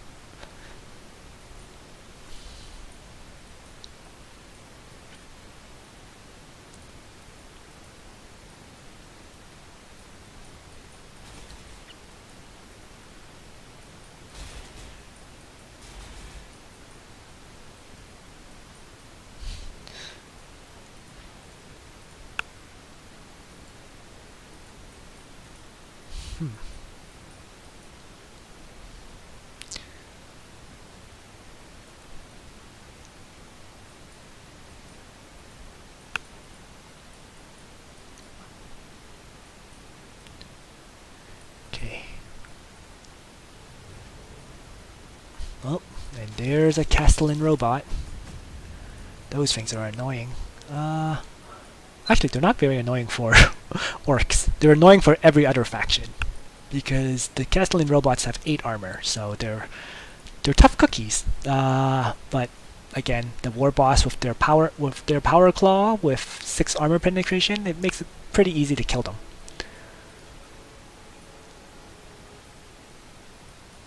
And I am just going to rip this up.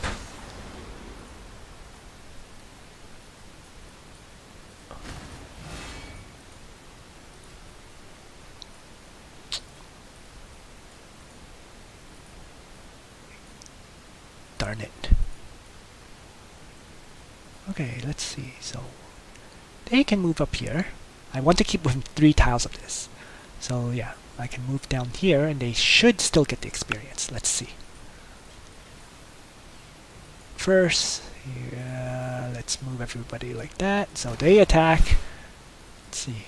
And yes, they did get the experience, 2.8. These guys will attack like that.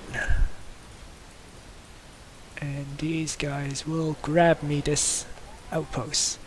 And I've pretty much explored, yeah, at this point, half the map, basically. I'm not going to move any further into this because as I've been saying, I've been expecting combat for a while now against BSL, so can't keep wasting a few turns exploring here. And yes! There we go. There's a land speeder right there. So he's just shown up. And I'm going to have to start shifting back here. Bring him up. Again for more healing. Oh, and they leveled up nicely. So combat against PSL is about to begin. And let's just grab this tile first and then build another. Yeah, let's grab that. Oh, it's gonna take 3 turns now because I have negative loyalty, so that's affecting my construction time. Used to be 6 construction, 6 production, now it's down to 5 due to the loyalty factor. So it might be better to, yeah.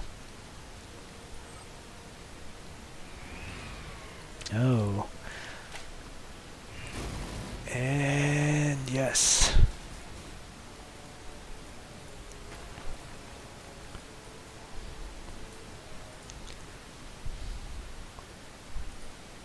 So he should have a bunch of units here if he took it down that quickly.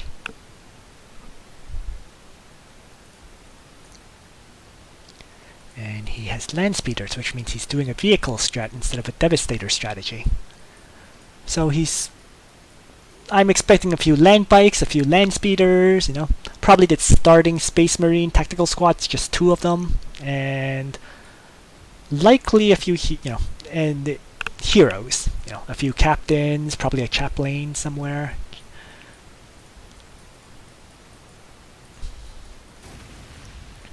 Oh, this is.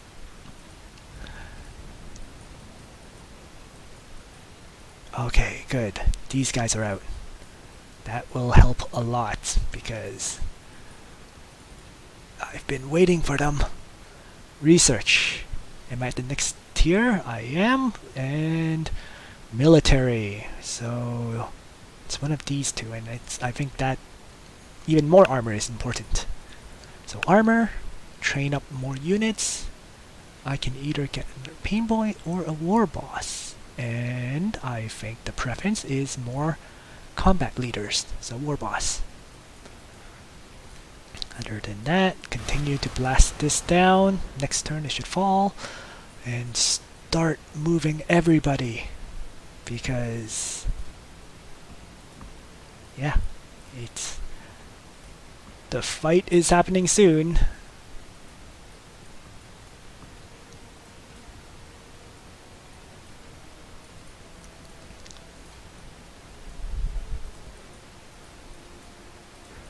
So everybody's marching.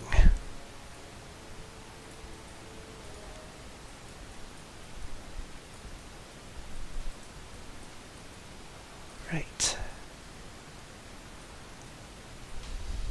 And with these guys, I will just... oh, what is...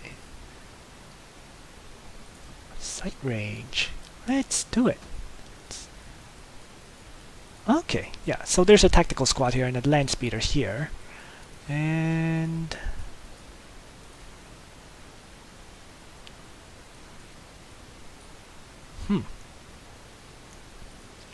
these guys might be in danger. We'll see. Well, we will see next turn. And over here, as I was saying, income over to BSL.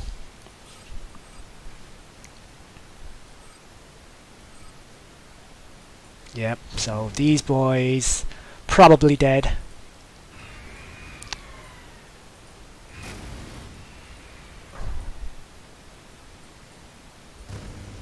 Yep, and down they go. If I had stepped onto the outpost, they would have lived. But I decided to get a little bit greedy and take the artifact away from him, and as a result, the unit died. So really, generally, the game wants you to play a bit more conservative than aggressive, because you do something aggressive like that, you know, you're gonna lose the unit. You play him, you know, in the outpost where he has a ranged defense, and the unit won't die.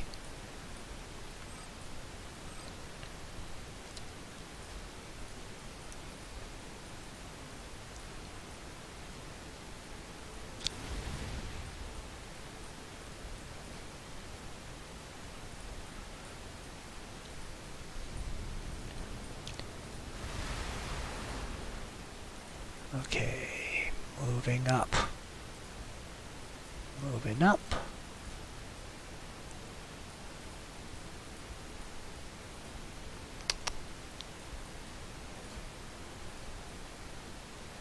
This is a second line character, so he's not going to lead the charge. Absolutely not. Like that, I guess.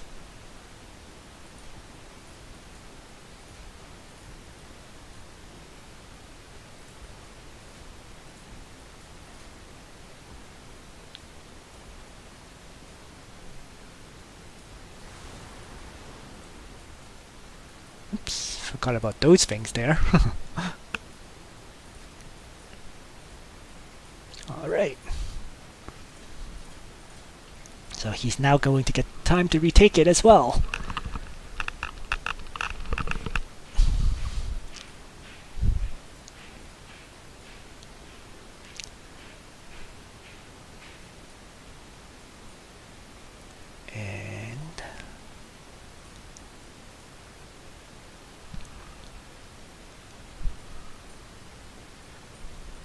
To be honest though, the biggest reason why I put the boys there in a vulnerable spot was so that he wouldn't come down here. That was the main reason. I was scared that... I was worried about this location because it's been taking a lot of damage. So since he's already... now that he's in the fight here, he can't really, you know, turn around and come down there anymore. At least not before my units, my reinforcements get there in time.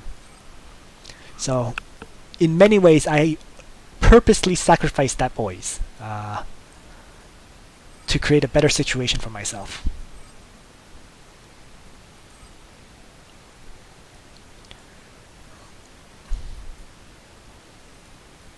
Going to have to be careful about those.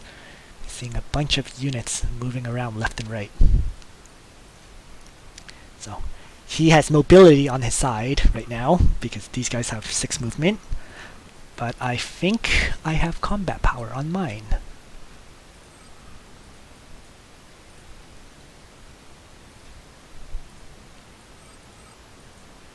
And I'm pretty sure I'll be able to wipe that unit here out.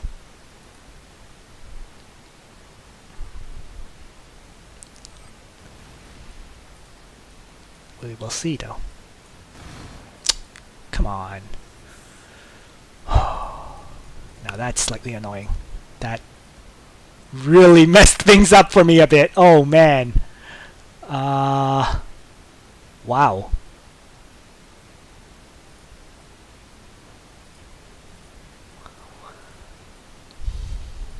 Okay, let's do this then.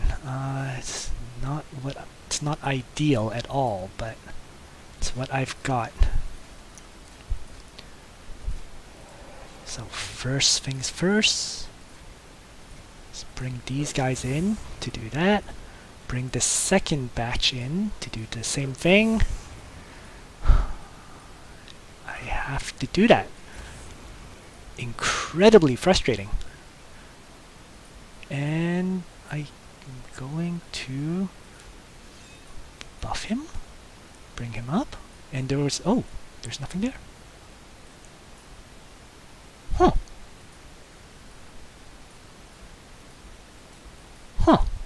I could have sworn I saw a unit go in there, but okay. I saw wrong then. Moving on then. Yes, these guys are now in position to bring this back to life. And the defenders are also in position now, so I'm much less worried. I don't think I'll have a problem here at this point. And the mechs, I have enough resources to build another city. So it's now deciding what resource I want. And I think I'm not quite sure. I have solid income of this and this, so actually it's energy that I desperately need now. So energy tiles. Oh, is these 10%, 20%? Is there any 40% or thereabout? More 10%. So there's a severe energy shortage in terms of tile production, and I'm really not seeing any. Yeah. So I guess the best location would be around down here. Keep it close. Keep all my cities close together. Because there's not really any other options, is there? Well, I can settle here and then do both energy and ore. Yeah. I think that's the only option I've got. But they're all 10%.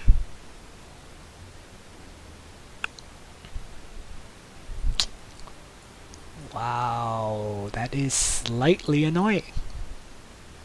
The only 20% energy tiles are down here, and there's not that many of them either.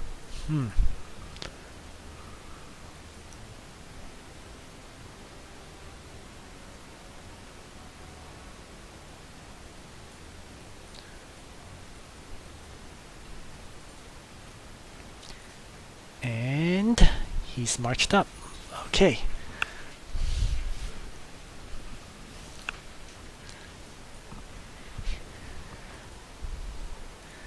Yep. And I had to waste all my grenades the last turn on those bees, so I'm at a slight disadvantage at the start of this combat, but I don't think it's game breaking.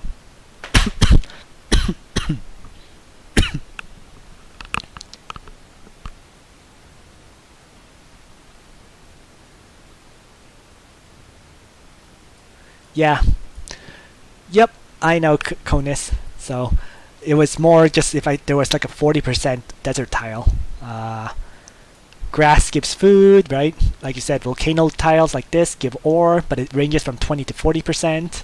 Same thing for desert, 20 to 40%.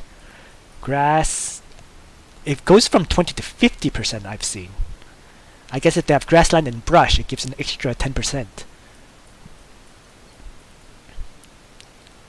And then, actually, for orcs, if there's also orcoid fungi on these grass tiles, it goes even higher. I think orcs can get up to 70%, which is absolutely ridiculous. Alright, so defenders up. Continue to bring this back to health. I still don't know why Painboyz can heal cities, but that's something that's up to the devs, whether they think it's a feature or something that's exploitable. Okay, move up. Let's find someone that's healthy, like him. There we go. He will start it off. He will finish it off. Yes. Excellent. Let's move up a healthy guy again. And there's nothing there. Okay, so let's seize that then. And he'll draw some fire. The Overwatch fire, which won't hurt me that much. And learn that skill. And let's buff these guys.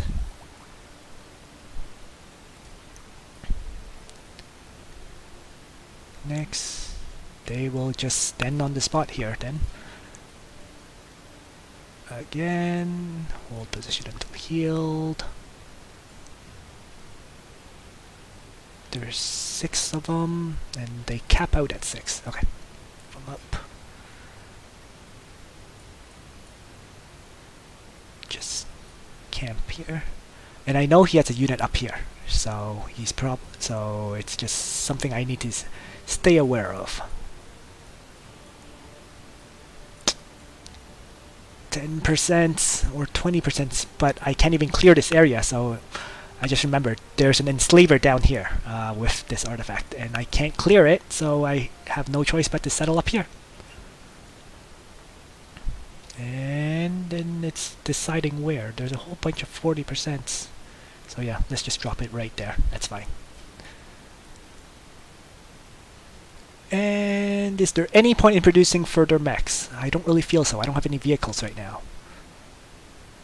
I could build one more though, because they help clear. They can clear out map tiles. So, and they're cheap enough at 15 food and energy to be that I can keep producing them without too much worry.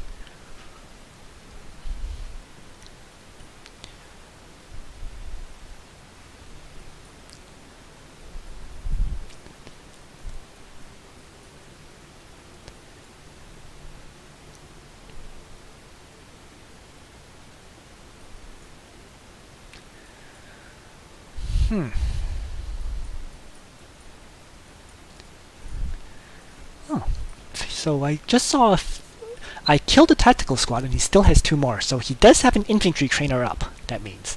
So, infantry trainer and an armory. And I guess presumably a hero trainer for his 3rd one, and so he's going for the combined arms approach of multiple types of units.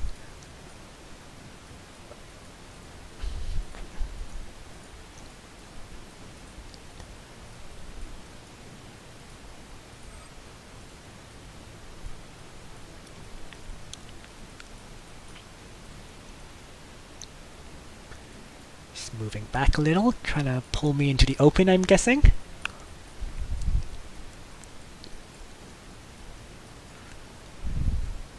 Oh yes, being in these ruins or forest tiles gives your units 50% reduction on range damage. So as long as I'm camping these tiles, his Space Marines can barely hurt me. but as soon as that also includes grenade damage. So throwing grenades doesn't really hurt units inside a forest tile or Imperial ruins, but if you walk out into the open, then you're going to take a lot of damage from that stuff. All right. Let's get that healed up. And I know he's baiting me out of this area, but the question is whether I should move in or not. Don't think it's quite the time. Let's see.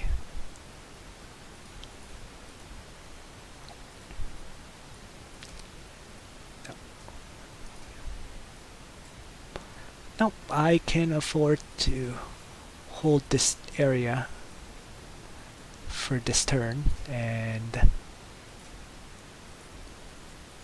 just slowly shift my way forward. So skip.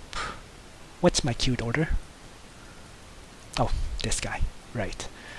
So the real question is whether I should build this turn. Because if I build it, everyone's taking another 12% production hit. And I don't feel it's actually worthwhile yet, so I won't. I'll just leave him standing there for now. It's not like I'm very short on energy yet. Might be soon, but not yet. So this production trainer is already capped on the population. So I already have 8 buildings, which means I have to sleep this. And the other city I have to order is over here, which is my food producer. And let's drop another one in place. And it's like what's likely going to happen is I'm going to build an energy building here with this production center rather than expand quite like right now. I do think the loyalty change has made building the 4th city much more questionable. I think the loyalty change was much needed and it's an improvement, and I also think that they might have to do more than that, because it's still a huge jump in your economy when you get your 2nd and 3rd settlement out. And this jump is something the Space Marines really don't get. Although now that they can put down more fortresses, the Fortress of Redemptions, that might balance it out a bit. But unfortunately, the fortresses are still delayed too. You can only drop 1 fortress every 10 turns. And 10 turns is a long time. I mean, it's turn 49, so he can have 4 fortresses out at most. A few turns later, it'll be 5. That'll give him, let's say, plus 100% production boost to something, let's say, requisition or something. Which, it's nice, and it could be balanced, actually, now that I'm thinking about it. If he had, let's say, plus 100% requisition production, then he's able to support quite a lot of unit training. Yeah, so that could be balanced, actually, now that I think about it. Alright, let's bring those killer cons up into play. And they drew out his attack. And I'm going to use him to draw out the Under Overwatch attack. And he will charge in. And the finisher will be left to these guys, who will attack from here. So, aha! Yes, so he has a chaplain. There's the hero. So, like I was saying, he has a few of every... He has a few unit producers of every type. And let's use these guys to grab up. So he had a unit there. Whoops. Okay. What can I do to counter that? I'm okay with losing these boys, so I'm going to get them in like that. And it scouted out a bunch more things. and he will attack those scout bikes. Couldn't kill it, but almost. And the war boss, second war boss, I'm going to buff him up and use him to smash these things to make it a one-shot. And now I can capture this artifact. Alright. I'm going to lose a few boys this turn, and there's no doubt about that, but I crushed a lot of his units, which is... And if he decides to stay and fight, I think he's going to lose the fight. Because I'll lose a few boys, but he'll lose the rest of the units that stays. So, definitely went in my favor there.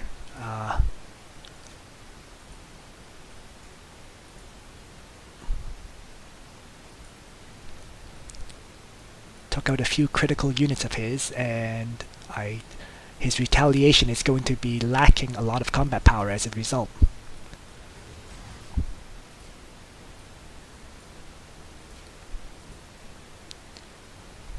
And I took too long, so I can't order my cities.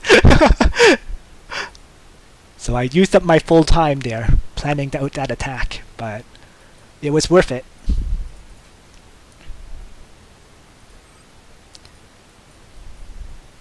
So I have 2 cities that I need to give orders to right as soon as my turn starts. And yeah, you can see that BSL just pulled back as a result. Because losing, a few tactical squads as well as especially that land speeder, his combat power just got really reduced. But those land speeders are going to be very annoying in terms of attacking my outposts.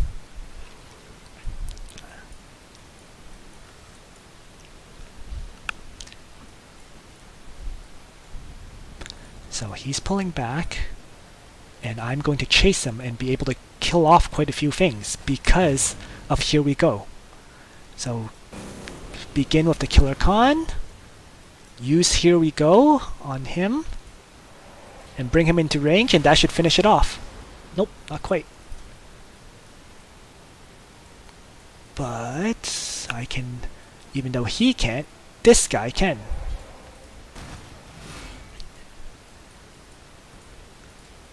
And I can bring this weird boys, bring him up.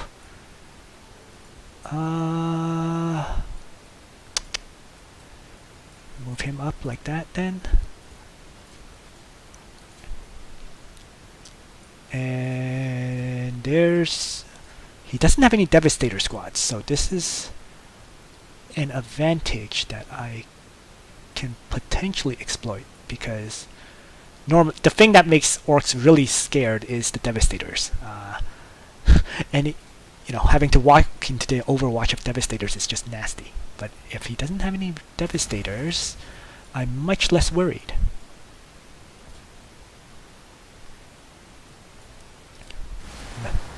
Use him to fire that rocket. And cybernetics. Oh. Ah! So they're walkers, they're mechanical units, they're not infantry. So I'm not able to heal it.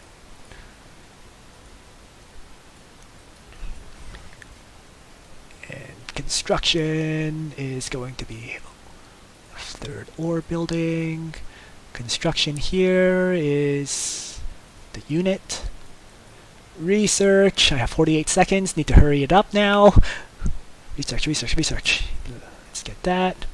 And okay, I think that's everything. Yeah, 1 turn, 3 turns, not expanding. Let's bring him up then. So he's gonna be my combat support. And my turn.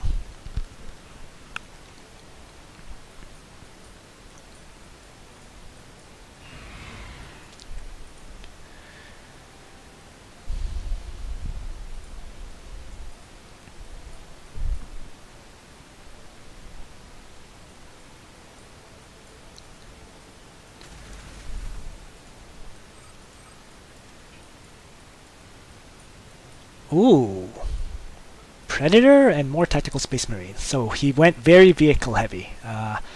He doesn't have access to Devastators yet, but he will shortly, I imagine, because... But in terms of research, he went for speed bikes, land speeders, then Predators. Which means he's going to have to jump back for Devastator squads. But it also means he doesn't have any Devastators out quite right now. So if I can push my advantage at this time, then he may be in a bit of trouble.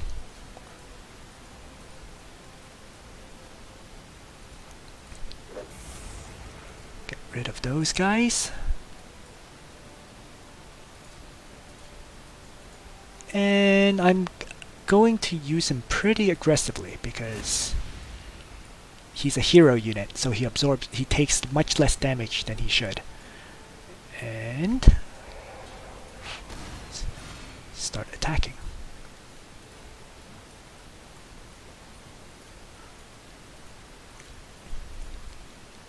Other than that, I don't really want to. I don't want to push into a fortified defensive spot that he's probably has set up right there. So instead, I will just work my way around it and grab some of this stuff. Killed off a few of his units, set him back a little, and I don't necessarily have to push right now because although he'll get Devastators out, it's hard to push into a fortress with multiple units around it. So... Oh.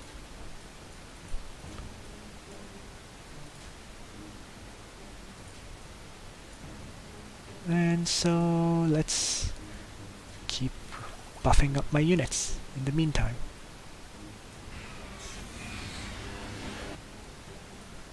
And these guys are going up with everyone else. Yes, another one. Okay. Over to BSL.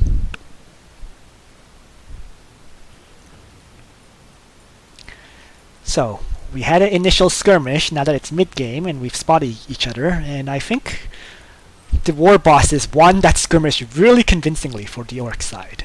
And the only way it would have been different was if he had Devastators backing up his units, but he didn't, so... I'm still of the opinion that Orcs need nerfing, especially the Painboyz, because we'll see shortly, he did a bunch of damage to my Warboss, but all I have to do is bring him to my Painboyz and heal him up.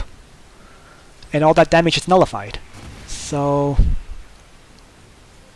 yeah, I think currently Painboyz heal way too much. It's still something that they need to change for balance purposes, and I'll probably write a post about that.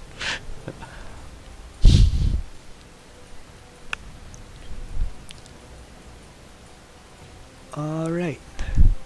So he's attacked with these land speeders, which means I can surround him. I believe skimmers don't yes. Unlike flying units, skimmers do not ignore a zone of control. So by moving one guy above and one guy below to surround him like this, he is now stuck. And he won't be able to run away. So I just need to finish it off at this point.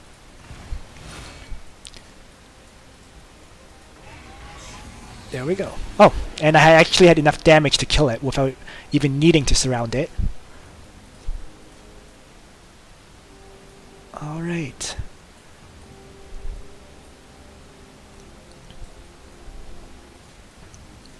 So he moved up a bit, which just means I move back a bit. And I will heal. And that should be it for my turn. I don't see anything else that really needs moving.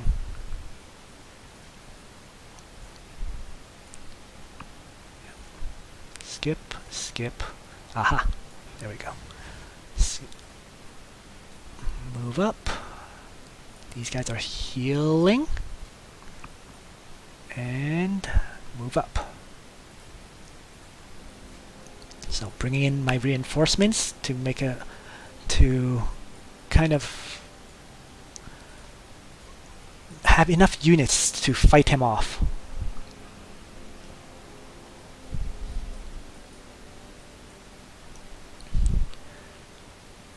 Okay. And he's just pulling back a bit, grabbing outposts. So the skirmishing has not gone that well for him, I have to say. He's lost 2 land speeders and I think 2 or 3 tactical squads now. Which, if you add it all up, that's a lot of requisition.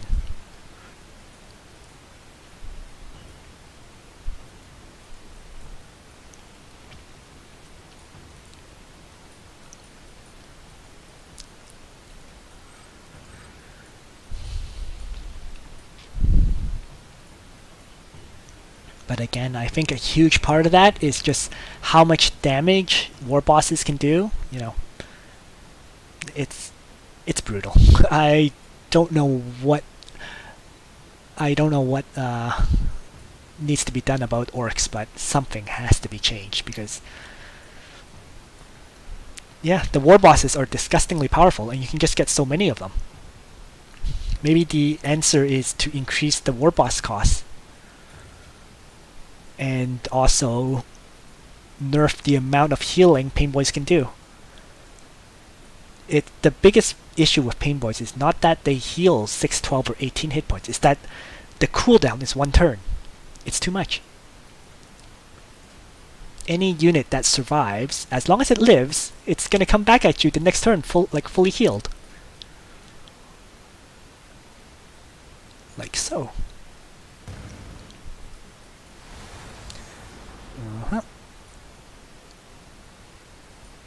Heal up. And attack. And then I just finish it off. Bring these guys up. Bring him down so that he's in play. And same with... Oh, right, there's a robot there. Good thing that tech priest showed up. I was about to move a unit into it, but that just reminded me that there's a robot up there, and I'm not going to do that. But I will continue to move up over here.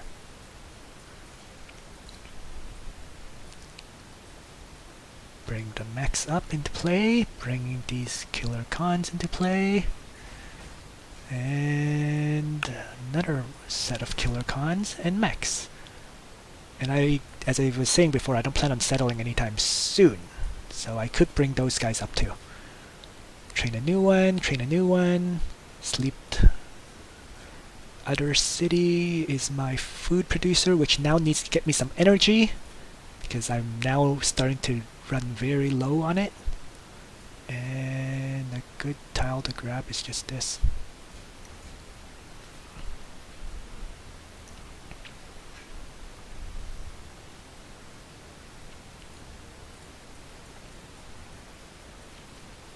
So, right now I'm just keeping up the pressure on BSL and just, I guess, trying to inflict some kills, which has worked out.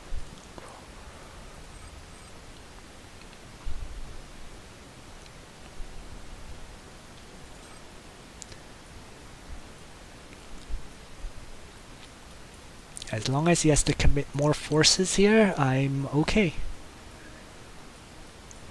I feel like I have the map advantage, so...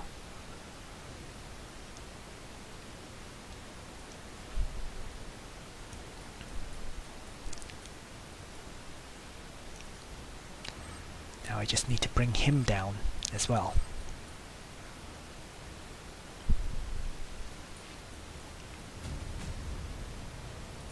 Alright. Oh.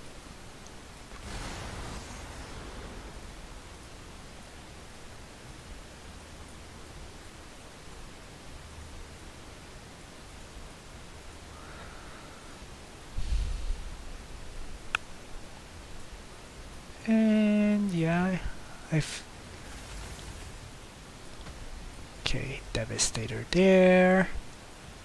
With its twin-linked autocannon. Don't think he'll be able to kill this guy in one turn, so I can leave him sitting there. And similarly, yeah, let's just move him up. This las cannon has 3 range, so I want to kind of stay out of the range of it. And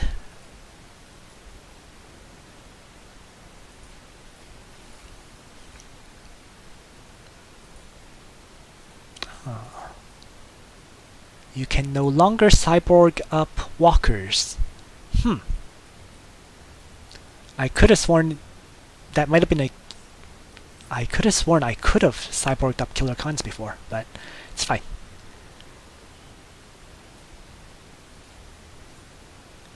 So...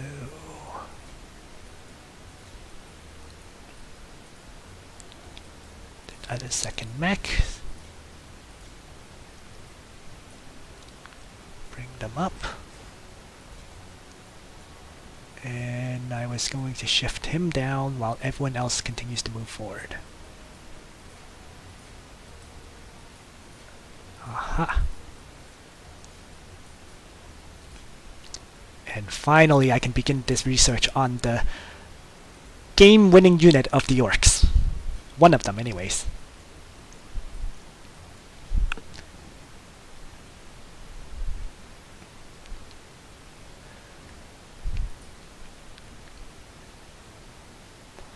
Once I get this, that's when I can finally start going back to research other technologies. Oomph. 3.3, which is... actually less than I thought he would take. Because 8 damage, 1 attack, 6 armor penetration. So it's supposed to go through all his armor, so... with the accuracy of 83... not quite sure why it only did 3.3 damage instead of, let's say, 8.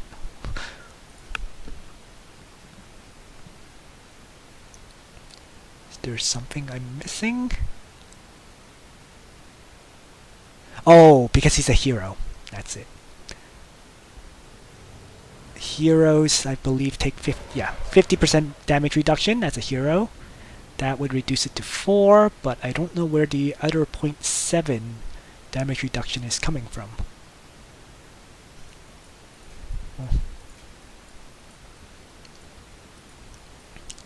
Still a bunch of neutrals up here. Okay. Well, I'll just ignore them. And focus on moving forward. Aha! More fortresses.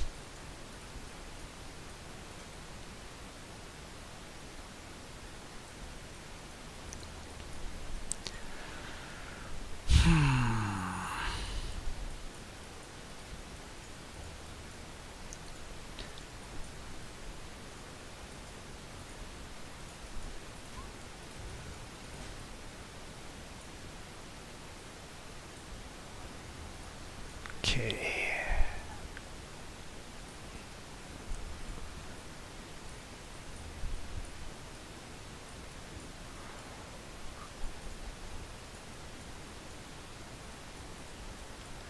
Alright, let's bring him up for healing, and he'll march over there.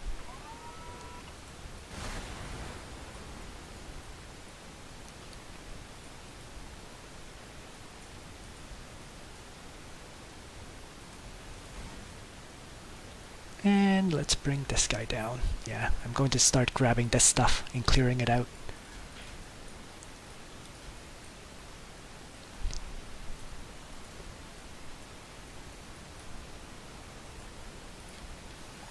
There we go. I'm still moving units into the combat zone, so now is not the time to attack. Soon, though. Oh, everything's constructed. Let's begin by grabbing this tile. Get that 20% boost. Given that I have 3 of these buildings, that 20% is going to be pretty significant.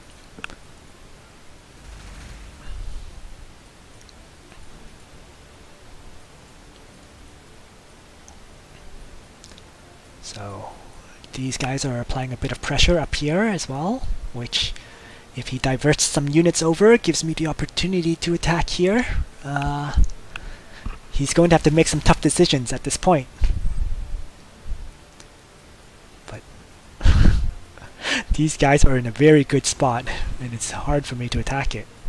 So yes, he is shifting units up.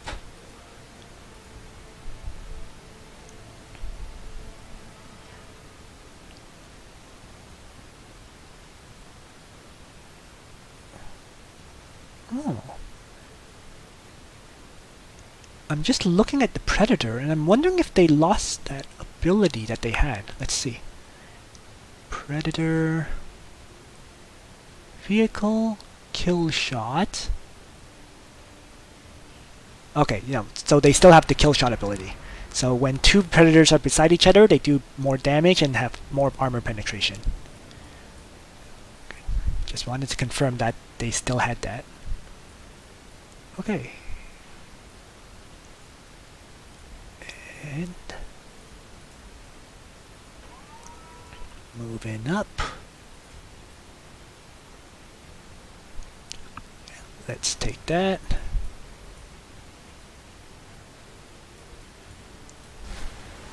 Aha. Start clearing this out. And I want to bring all these guys in because might as well grab the experience, right?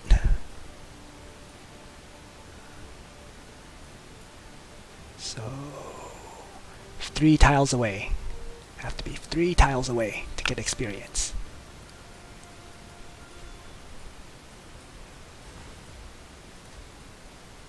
And yeah, attack.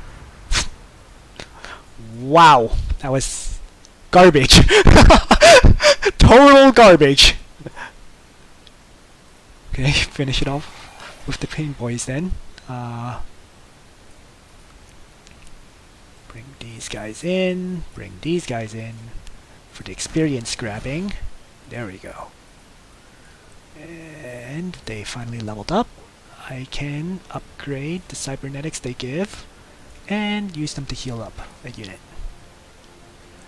Good. So now I can give out 20% cybernetics as opposed to the previous 10%, which was very weak in my opinion.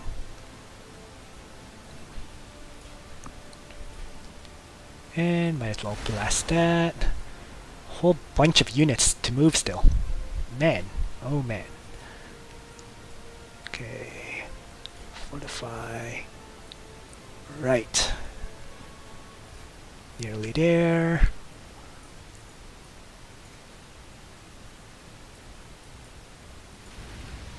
Ouch.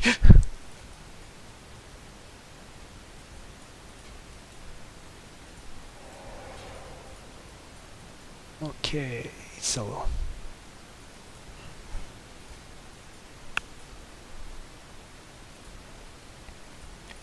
and I just have more and more leaders coming out, like an endless wave of them. 4 turns, 3 turns, perfect. Alright, other than that, energy, because I'm running out. Over to BSL.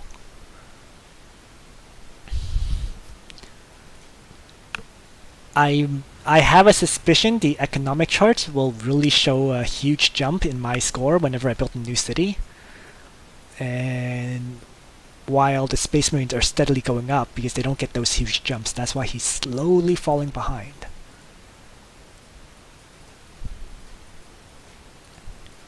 So my guess is the conclusion is city expansions are still overpowered against Space Marines, but at least that's the impression I'm getting. And it doesn't help that Orks Warbosses do so much damage. Just too much, you know. With 2 Warbosses, you can slowly chop your way through a Space Marine army.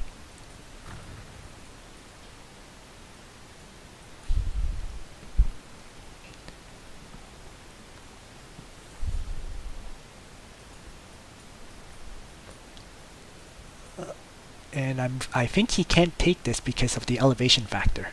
So he has to come all the way around to take this artifact. And if he does decide to come all the way around, I'm going to destroy it. So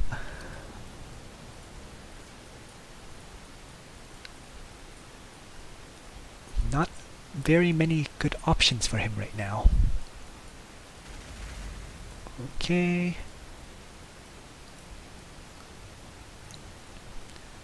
Back.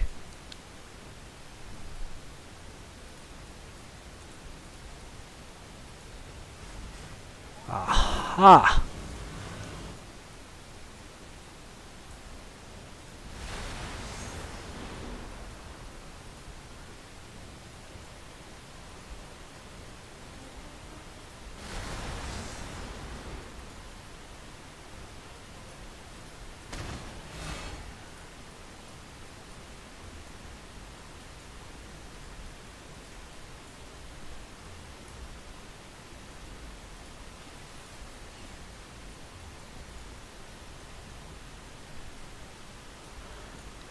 Alright.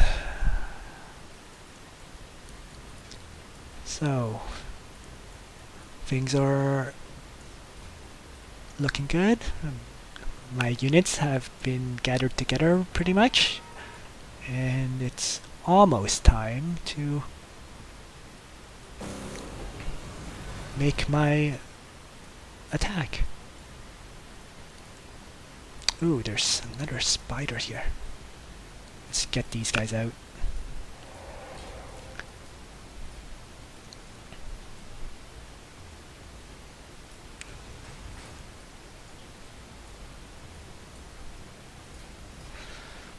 Over to... Oh, and I got this sometime, I don't know when. Witch fire damage reduction. It's kind of useless because it's only good against, I guess, librarians and psychers, and there's not very many of them in the game. I mean, I guess it's useful against Imperial Guard, but the item overall is garbage compared to a lot of other ones.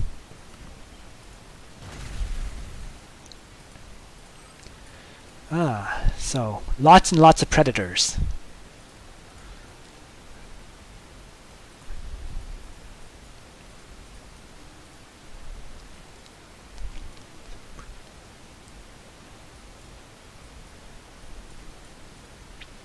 So he's using a kind of Imperial Guard kind of strategy, you know. Imperial Guard build lots of Lemon Rust tanks. He's doing lots of Predators. Except the Predators, I think, are worse in comparison to the Lemon Russes. Because the Lemon Russes have, they have 58 hit points and 9 armor. Whereas Predators have 8 armor and 43 hit points. So, yeah, 1 less armor and a bunch less hit points. So they're more vulnerable for sure.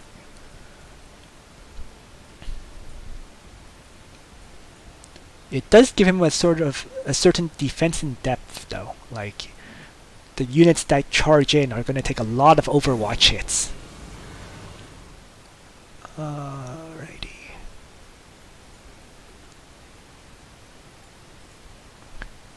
I want to... Again, this is just planning out all my units so that they can benefit from the experience.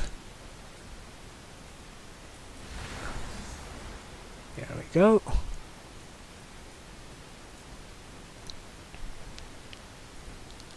And this is a 20% boost, so let's do that. Finish that off. Nope. Okay. Finish that off, finish that off. Alright, so neutral's cleared. And I can start really aggressing against him.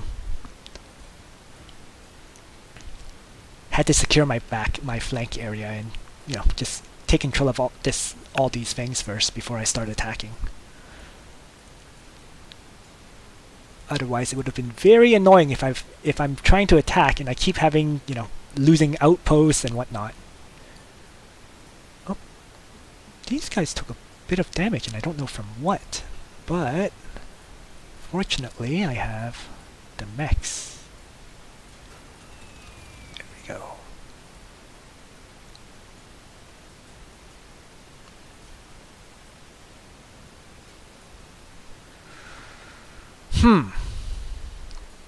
So.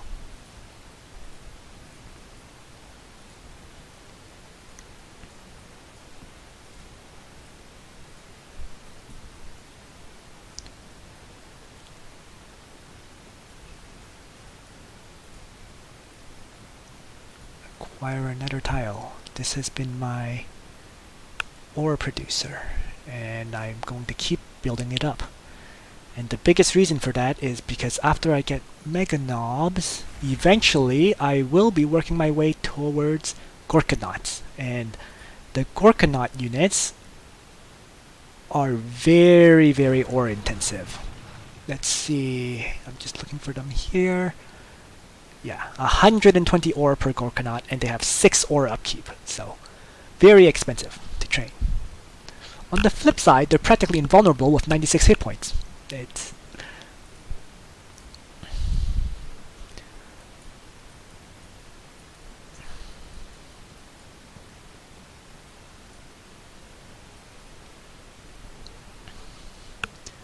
just a solid all-round unit for the Orks endgame. But in order to start to manufacture lots of them, you do need a lot of ore income.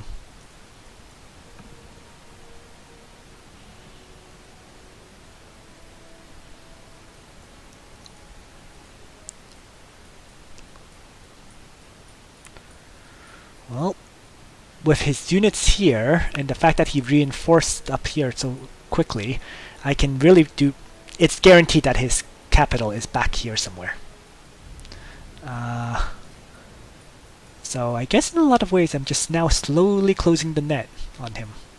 Just bringing rear line units up, and I'm just going to check here to make sure that there's no enslaver first. And there doesn't seem to be, so I have no idea where it ran off to. In that case, yeah, let's bring all my units up and towards the engagement.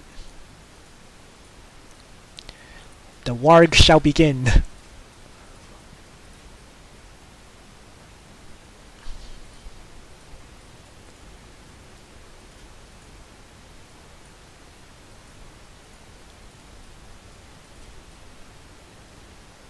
And no, these are my settlers, so position there, move them up. Right.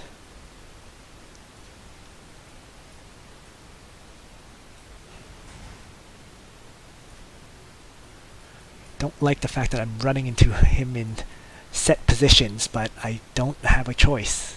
And I mean, I am the one that needs to go on the offensive, not him, so I'll make do. Okay, Mega Knobs in the turn, yes. So I'm not I'll produce the boys. No, I'm going to be patient and I'll wait for the Mega Knobs. Just doesn't make sense to train anything right now. It's just one turn.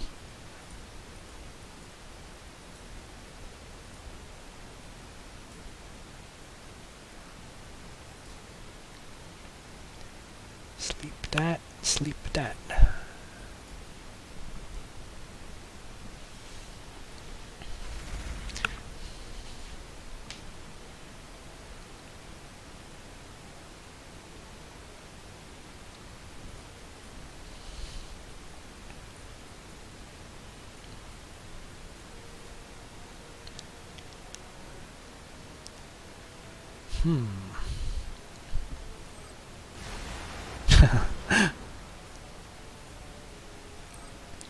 Tactical squads.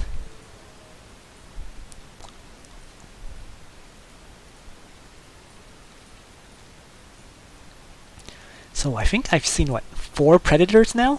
There were 1, 2 here, 1 up here, 3. bunch of tactical squads. So if I had to guess, I'm thinking he has one hero trainer, 2 armories, and 1 infantry trainer. Which is how he's been producing more and more tactical squads, but not in huge numbers. Whereas he's already had, I think I've seen 2 land speeders and 3 predators. So the predators have been coming out much more rapidly than the infantry have been. Right.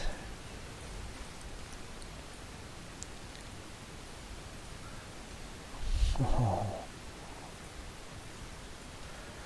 Begin by attacking him there.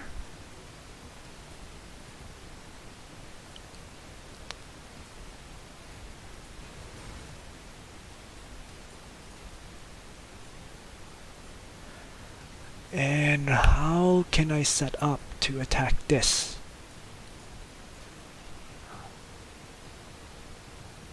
Let's bring him up.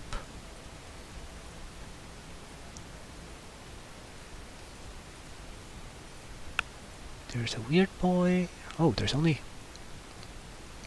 One.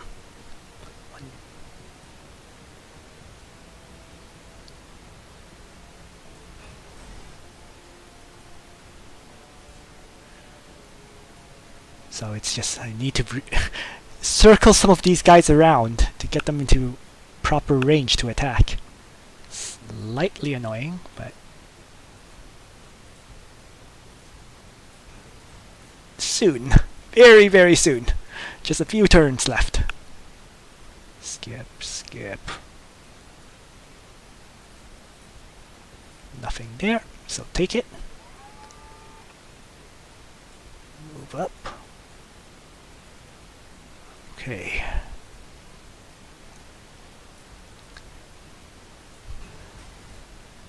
And I have my mega knobs. Let's learn.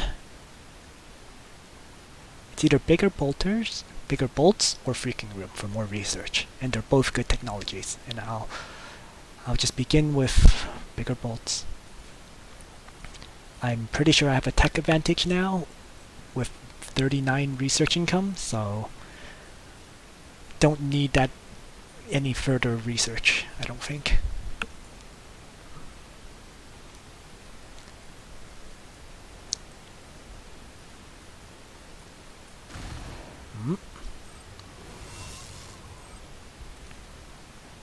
Huh. How many orcs did he kill? So it went from 6 to 5 and then 5 to 4. So not that many orcs died. They just took a bunch of hit point damage. Oh. 3 predators. 4 predators. Okay, so he has 4 predators.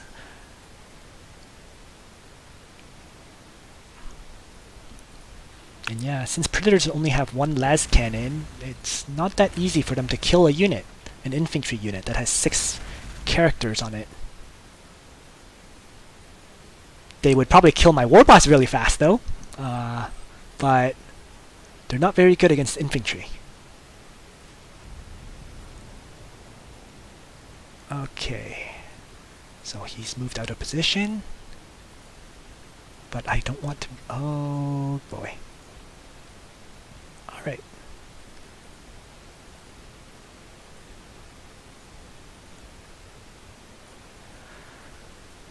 Do I run out into the open and get smashed by those autocannons?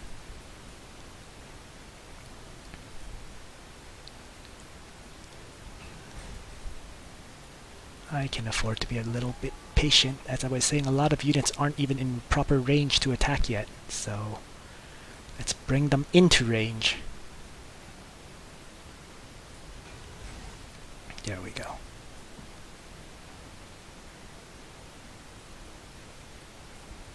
Bring them there is okay.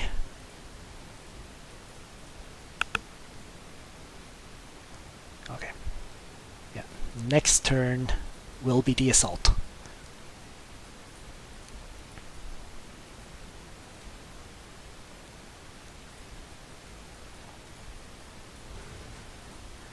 a whole bunch of units that aren't in range, I just realized, but... oh well. You can't have every unit get into melee range in one turn. So we run away with these guys then.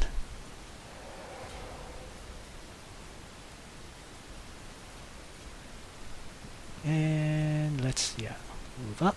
Here we go, and grab that.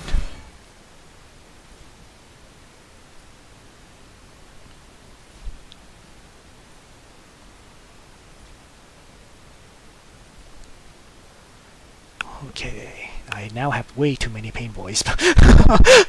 Went from too few to too many. And I can't train another... wow! 320 influence for the next one. Damn! That's expensive.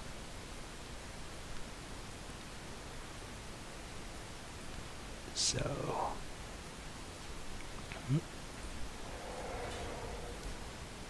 order city... or is good, or makes me happy. Not producing any more Painboyz. I just have too many of them, so let's sleep that building. There's one more city to order. Jeez, so many of them. Okay, food.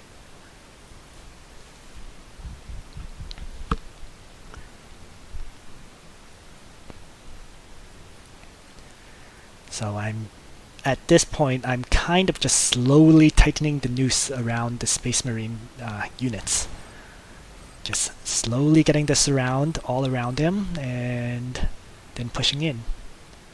He's making a move against my boys, but to be perfectly honest, these boys only cost 10 ore and 10 food, so even if they die, I don't really care. I would have been much more unhappy if he had gone after my Warbosses, because those guys are expensive. But I guess he's going after the targets that are isolated and vulnerable, right? Because the other side is completely... because the other side is completely grouped up and ready to attack. It's just... so... he's playing it safe, going after the vulnerable targets first.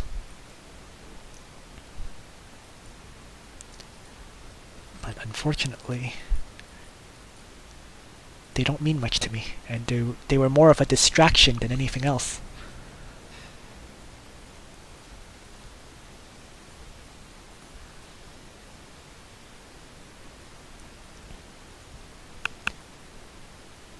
Because now I will move right in from the south, and in this one turn I will quickly destroy this Fortress of Redemption. Okay.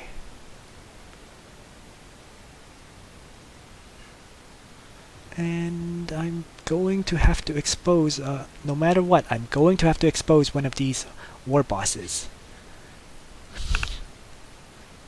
I'm trying to avoid it if I can, but, let's see. So, here we go. Move up my second line of healers. Keep him there and happy. Alright. So everyone's moving up now.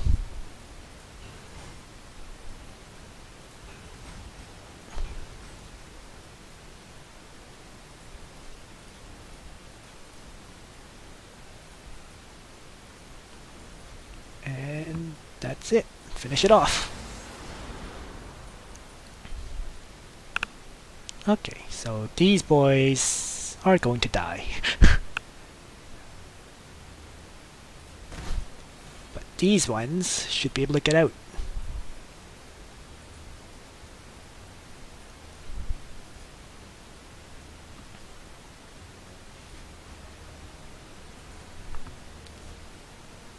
Oh, the experience was good just now.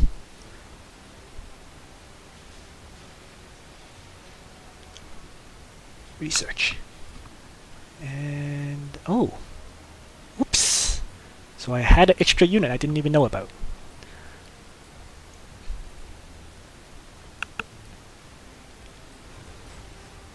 Alright.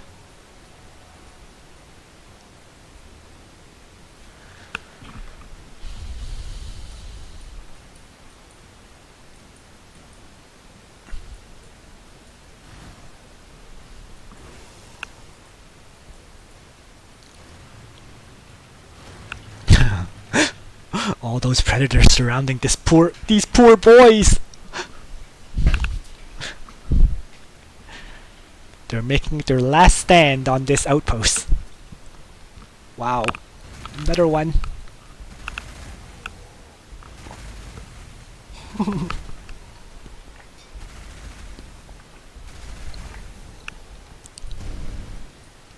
They live for one more turn. Wow.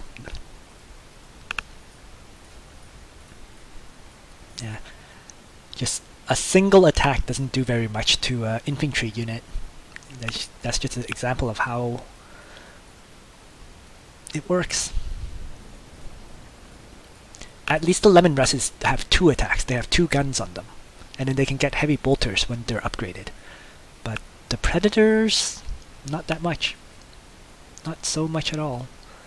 Alright. Moving back.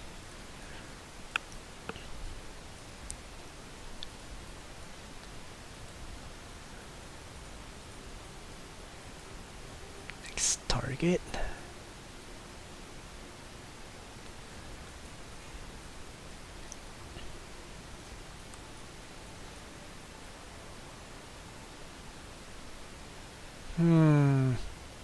Yeah, whatever. Someone's gotta be in front.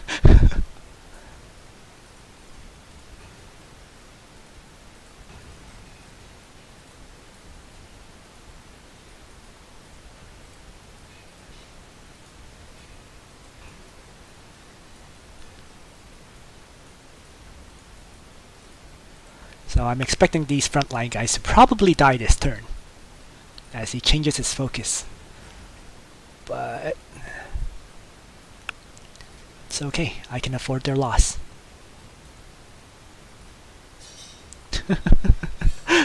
Meanwhile, on the outpost,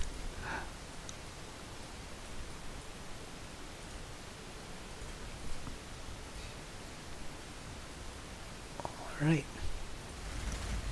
Yeah, and I still haven't given out this artifact to anyone because he doesn't have any psychers.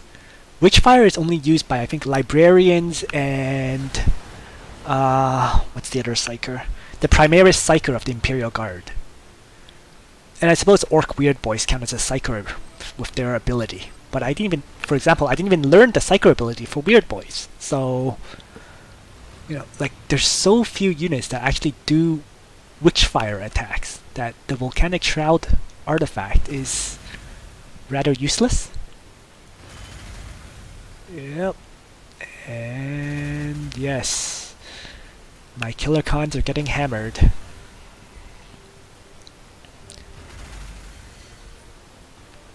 Not quite enough to kill it though, unless he brings in those tactical squads.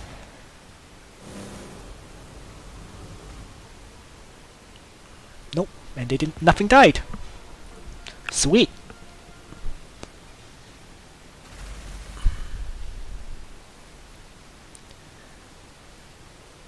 Ooh, that came out of nowhere. Another tactical squad. And I don't have anything that can move to protect that flank. Darn it. Okay,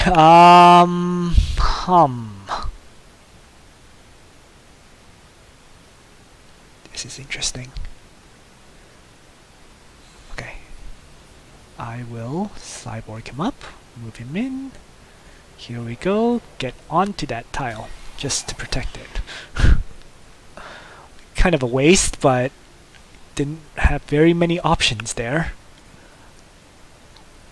Up here, these guys need to retreat. And the best tile is right here. So let's move these guys over. And start repairing them up since they managed to survive.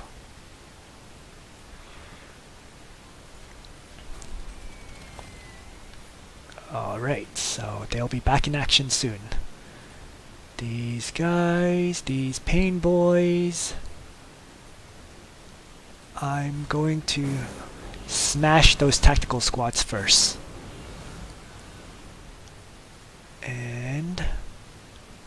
Warbosses.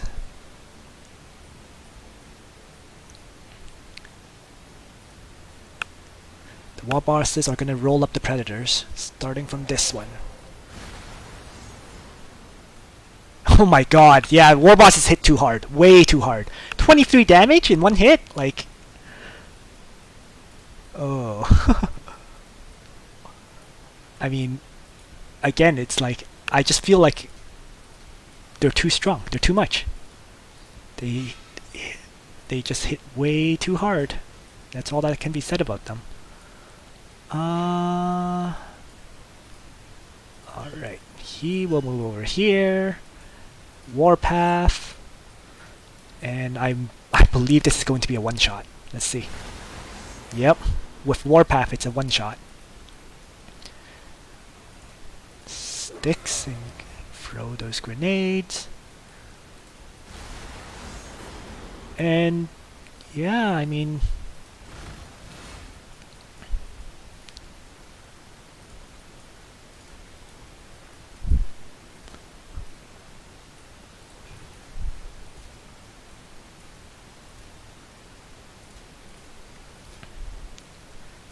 The Warbosses are really just trolling him. That's really it.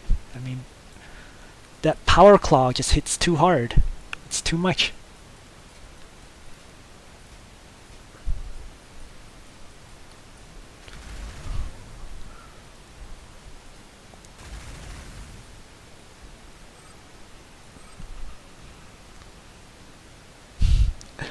Very true, WDI.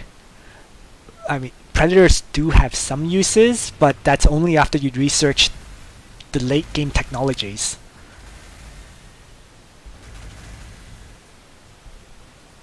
I mean, he doesn't, with just Predators, he doesn't have enough damage to kill off my Killer Khans at all. So.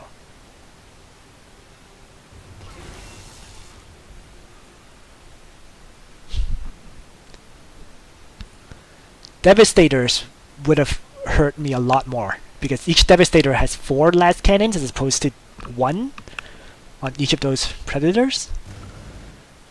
So...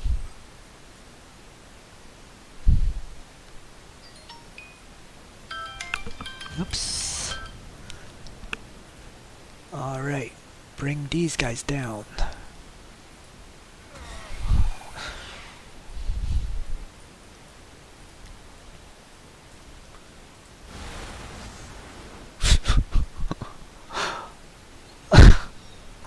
I'm sorry, I just find it ridiculous how much damage these Warbosses are doing. It's really silly. Just... The Killer Khans don't do much, but these Warbosses are just crushing.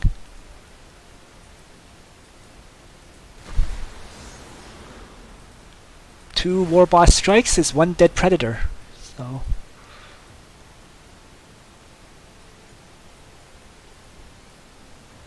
Mechs... Oops, why did I move him? Oh. Right, okay. So I actually moved the wrong unit. Get these guys back a little.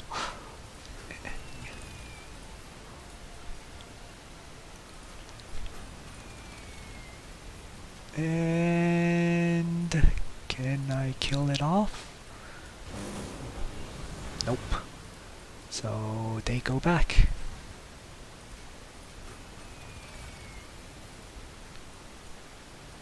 Just all standing around then. Cyborg implants.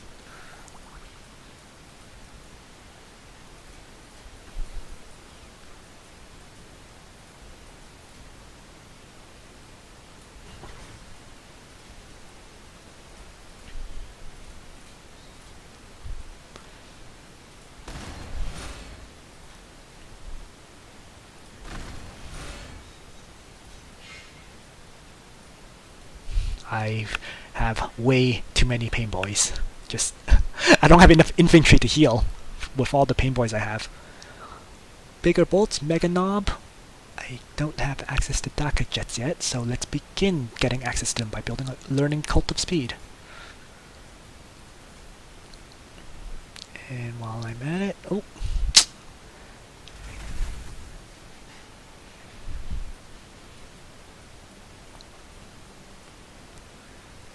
I should find a new place to settle, so I can start building cults of speed.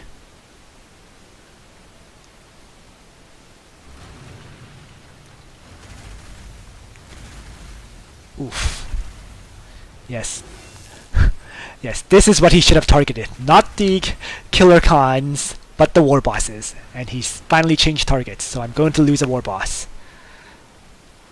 And it was a 23 hit point war boss too, so that kind of hurts. Yeah, that was one of my higher level ones. But for doing that, I should be able to kill a few more predators. Yeah, so this game, he definitely made a mistake in training so many predators and not getting Devastator squads. Devastators would have just really helped him.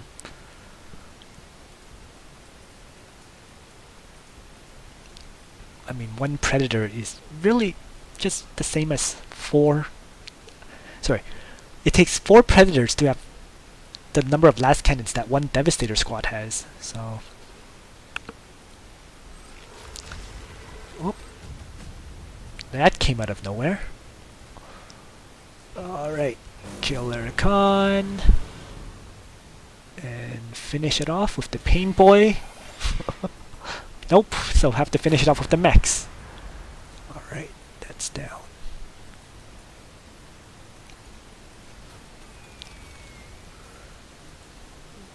Meanwhile, bring it back into the fight. Now that it's been repaired.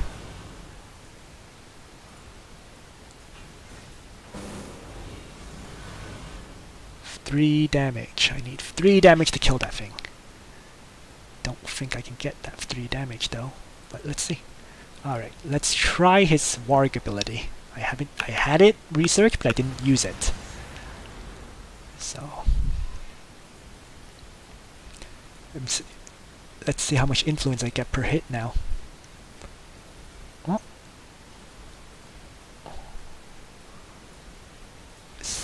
Wow. 716 to 44. That's like what? 28? Damn.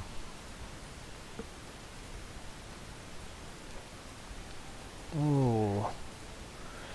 I will say with it having changed to consecutive turns, I can't heal my war bosses during in the middle of a turn. So it's definitely made the war bosses much more killable. He certainly destroyed one.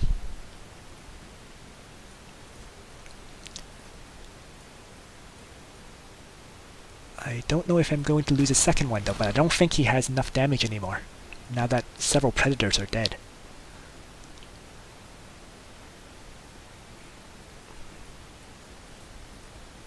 Nothing for the Painboyz to heal. So I completely overdid it on the number of Painboyz I trained. More war bosses would have been useful. How about him? Cybernetics. Is there anyone to give cybernetics to? Oh, it's still under cooldown. Skip. Move up 1 tile. They're still alive.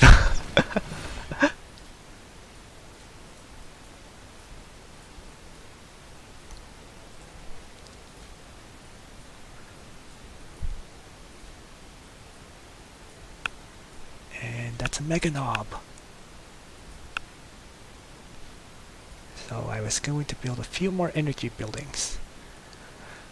Over here, nothing but ore. Research. Daka jets, if I can.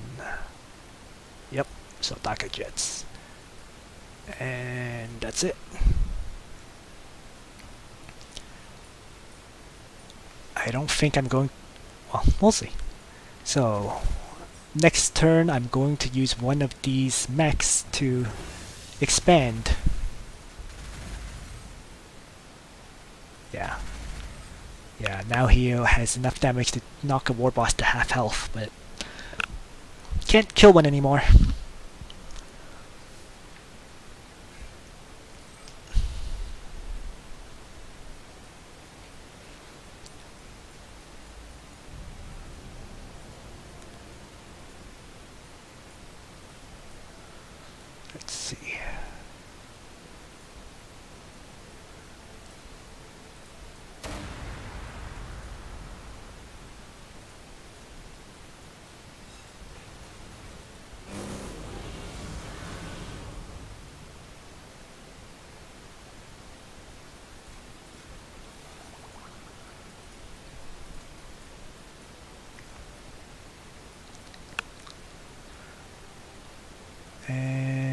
just going to build a troop trainer close by, so it doesn't really matter where I drop it, does it?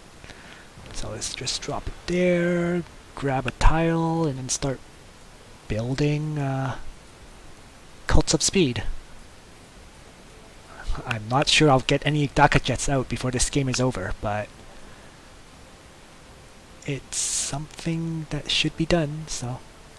Okay. Let's move him here. Whoopsie. Wow. Devastator Squad. Ouch! So, the first Devastators are out. Ow! That really, really hurt.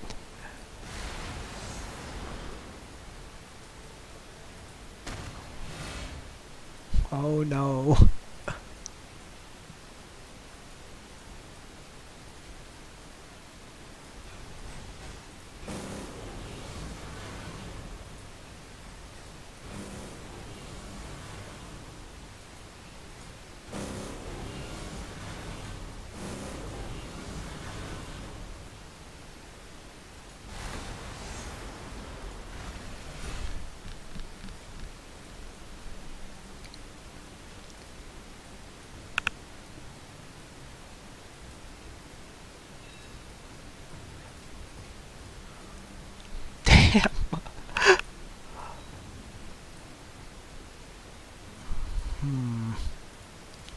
Looks like another war boss may die.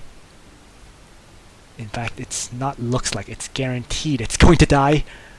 So that was my mistake though. I moved him in very aggressively, and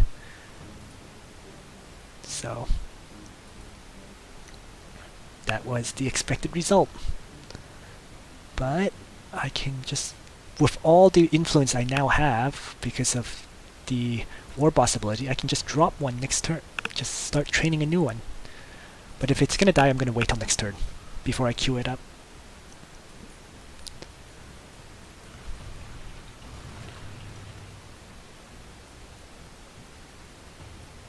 Eh?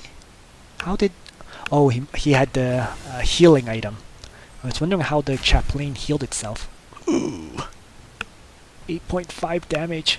Ouch. Oh, 2.7. Oh, 2.9. Yeah. And the war boss falls. Ow. Devastators are nasty customers.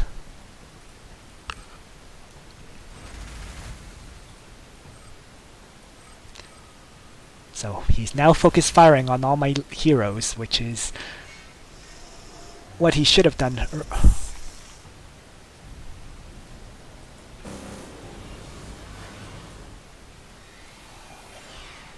Oh no, couldn't kill it. That's not good. Okay.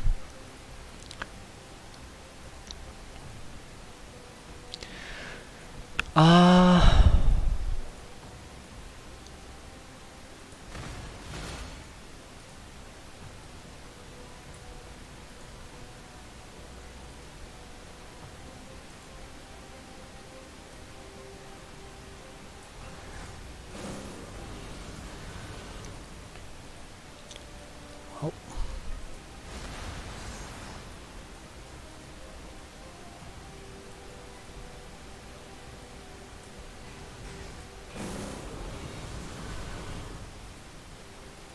It's okay. Here we go into the forest and eh? Elevation. Well, that was a mistake on my part then. Get this guy into the ruins and heal him up. You can cyborg these guys up as well. And my killer cons are gonna take a whole bunch of damage from those devastators now.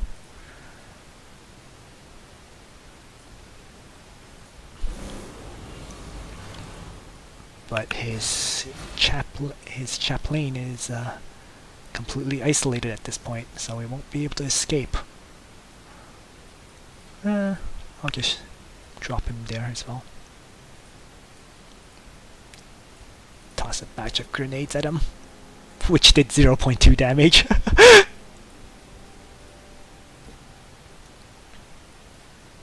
War boss, another level up. So, of my 3 war bosses, 2 have died, and the one that's left is like level 7?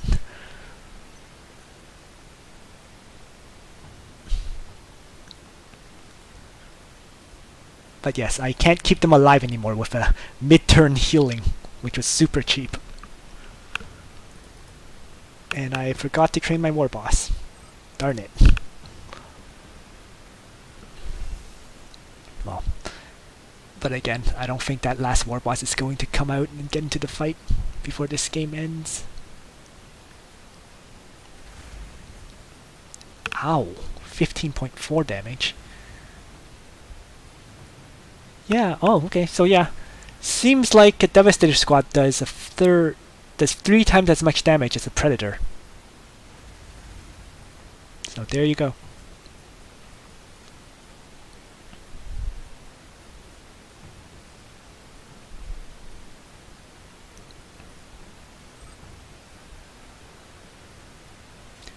Need to pay attention to where this enslaver runs off to. Oh, not very far. So I'm going to get my mechs back this turn. There we go.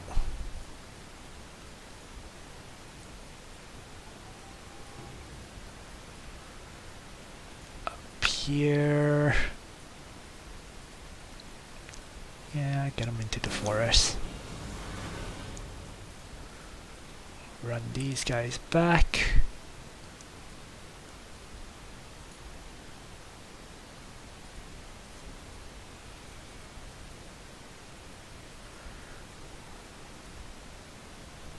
Ah, here's the Space Marine City.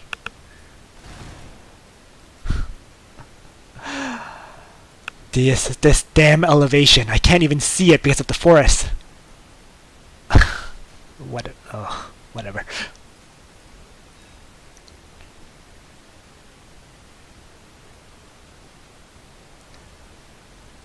Moving along.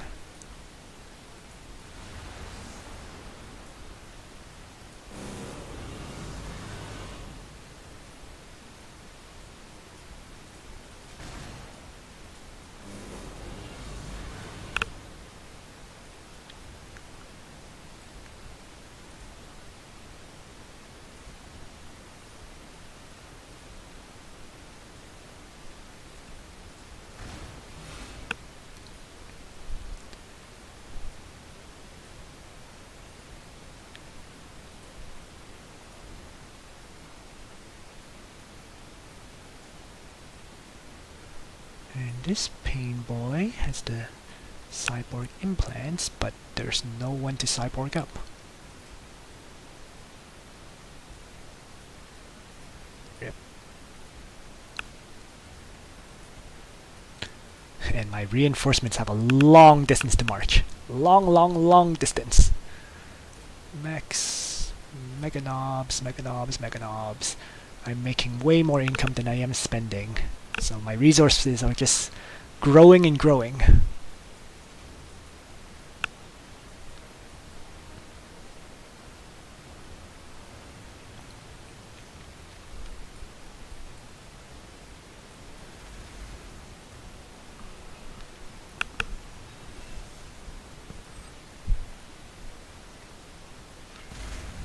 Ow. Oh, 20 damage even when I'm in the forest tile. God, that hurts. So yeah, if he had a line of Devastators early on, I don't think I could have done much. And I can't even get into melee range of these darn things. Is that melee range? Let's see. Yes! Finally!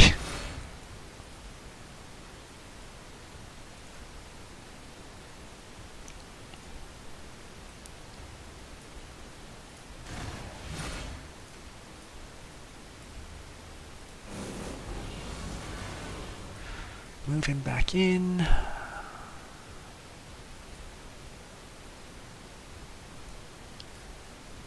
Heal up that war boss. Finish him! Yeah! Finish him! These guys. Let's just move them back like that.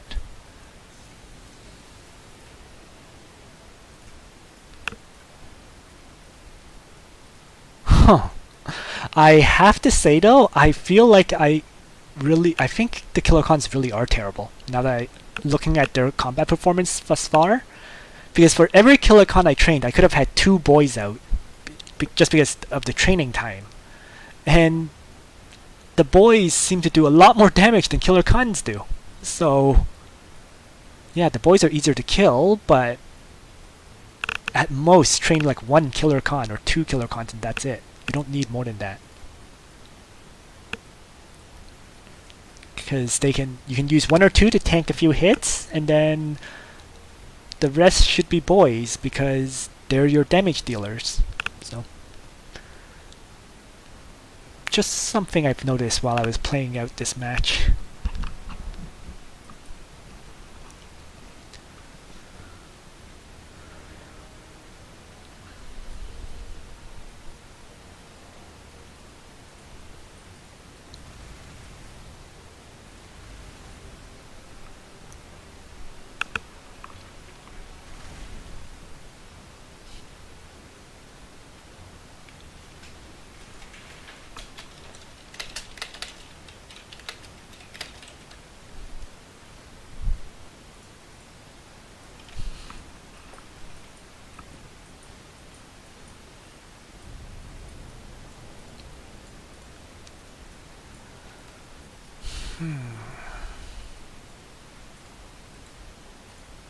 Oh.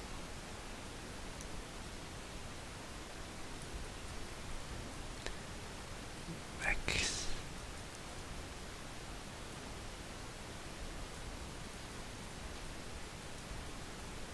And it looks like finally I have a few mega knobs near the combat zone.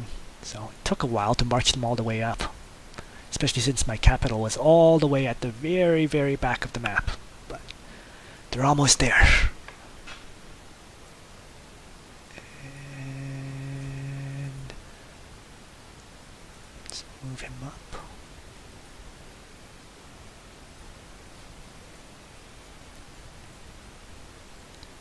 Where's my war boss? Alright, here's my war boss. War boss. Warpath. One shot the predator. Yeah, it's too much. At the end of the day, it's just the orcs have way too much ability to kill units.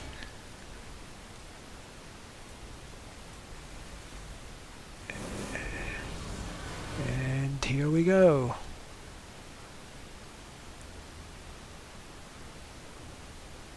It's interesting, he's on such a huge ridge line that I can't really attack it unless I wrap all my units back around.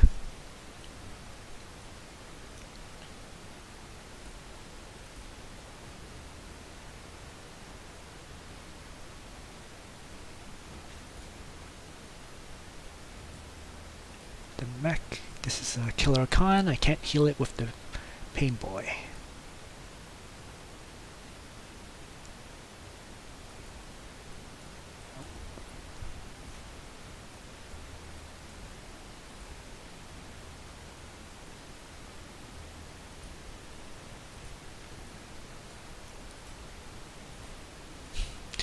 And I even have 2 Painboys that have hit level 6.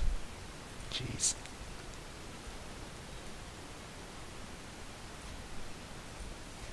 Okay.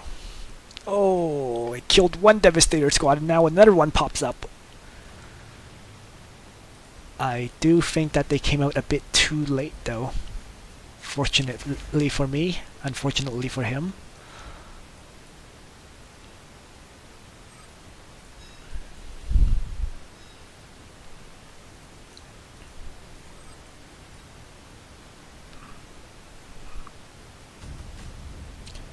Yay, Daka Jets researched.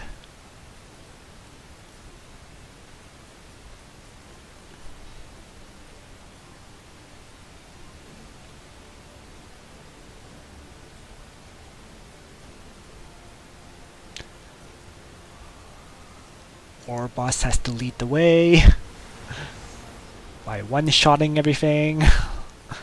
My god.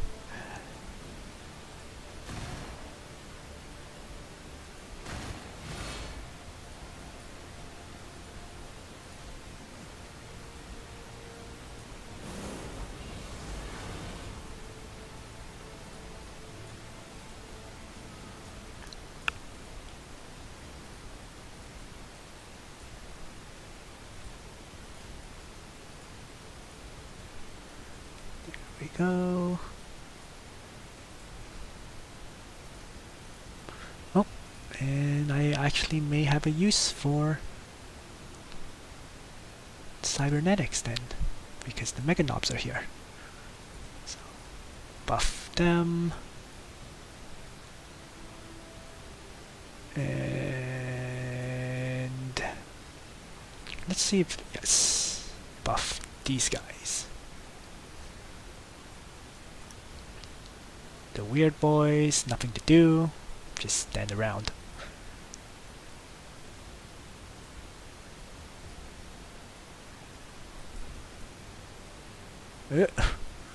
Another Fortress of Redemption. Yeah, so looks like they can afford a lot of them now, which should help the Space Marine economy at least. And I killed a few, and I killed 2 of them, and I still see 2 more. So looks like they can afford quite a few of them.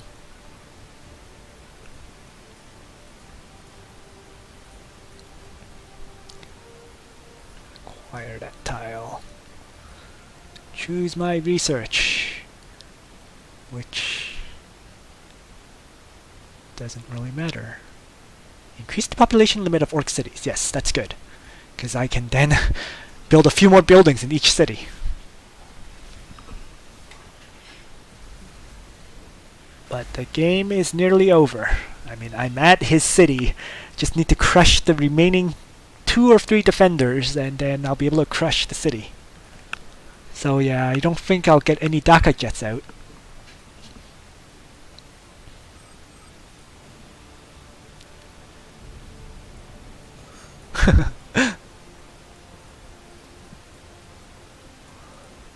Wow.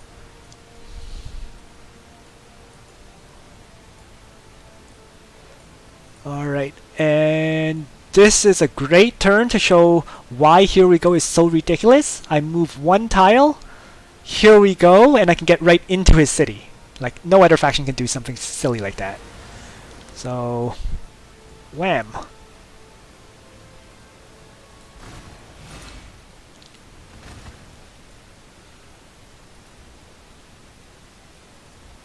Still wrapping. Still. This is a very annoying city to attack, I have to say. It's in such a defensive position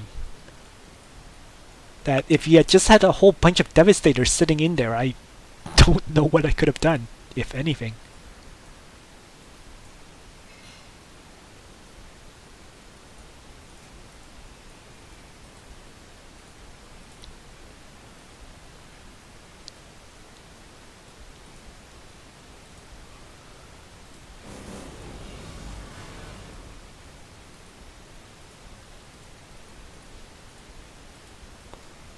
Alright.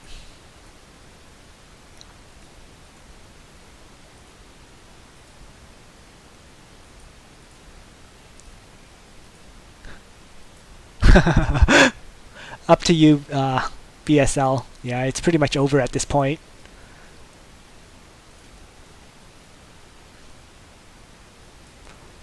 It would certainly make things faster. Otherwise, it'll take me a few more turns. Yeah, if you could disband your town, then we can see the, the charts after the match. So, over to you. Alright, so he's disbanded his town to surrender, and let's take a look at the charts. And yeah, I mean, at the middle here, you see it jump. This was definitely the first expansion, and the second expansion, I have no doubt about that. Yeah, see? First expansion, huge economy jump. Second expansion, huge economy jump. This might have been a jump because of the third expansion, in fact. So it's still jumping. The chart for non-Space Marine factions, whenever they expand, their economy jumps. And there's not much that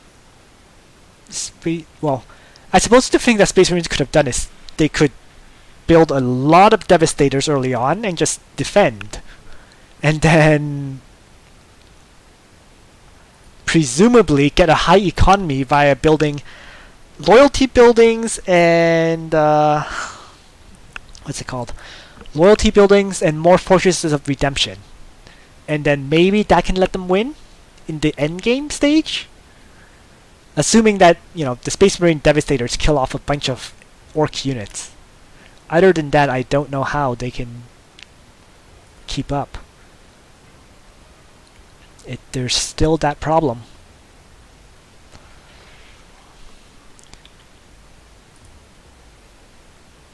Research-wise, though, we were surprisingly even until, I guess, BSL built several +6 research buildings because he was able to keep up for a while, although it really did get exaggerated once we reached the later stages of the game. So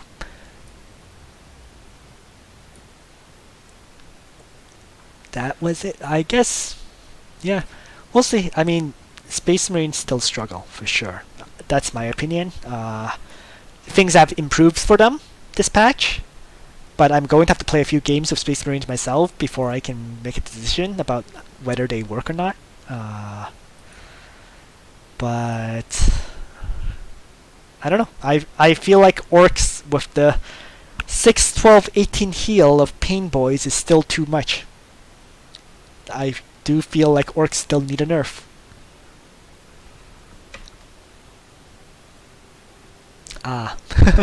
Yeah. Spawn locations have such a huge impact on the game too, BSL. Definitely. Having to walk through a deep forest like that is definitely a pain in the...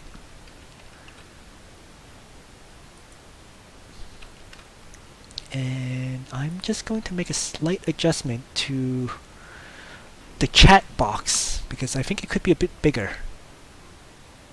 Okay, give me a moment here. So I'm just going to adjust that before I possibly play another match.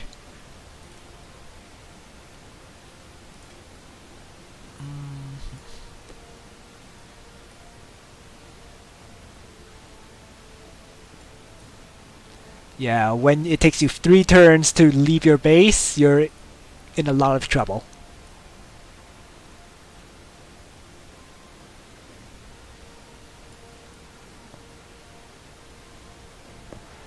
Your base would be ridiculously hard to attack, but getting map control is a big issue, for sure. And that's actually the reason why I turned rivers down to low. I've turned wire weeds down to low, but even then, sometimes the forests where they place them is so random that you can just get screwed. I don't know if I should be turning forest down to low as well, or Imperial Ruins down to low, or if that would make the map too open.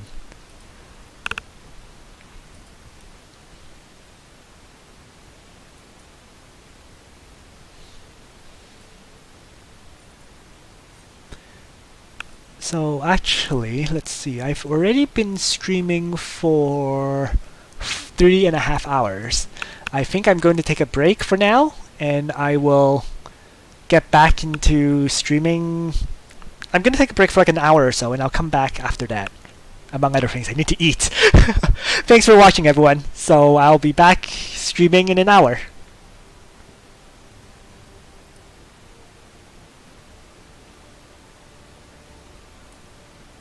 To be honest, BSL, a lot of units work very well against the AI, and they don't work very well against players. The AI is very stupid in the sense that they can tend to charge your lines and so on, so building lots of predators, if you have a 3 layers deep line of predators and they are all Overwatch shooting and whatever, they're going to just demolish the AI. but players won't exactly rush into that. Or they'll have your or they'll send in a unit that's tanky enough to absorb the hits. Like in my case, it would have been the Killer Khans. So send in a Killer Khan first to absorb the hits, and then send in the Warbosses and the boys to do all the damage. So they can stop things like, yeah, basically players are smart enough to stop things like Overwatch from killing off a lot of their units.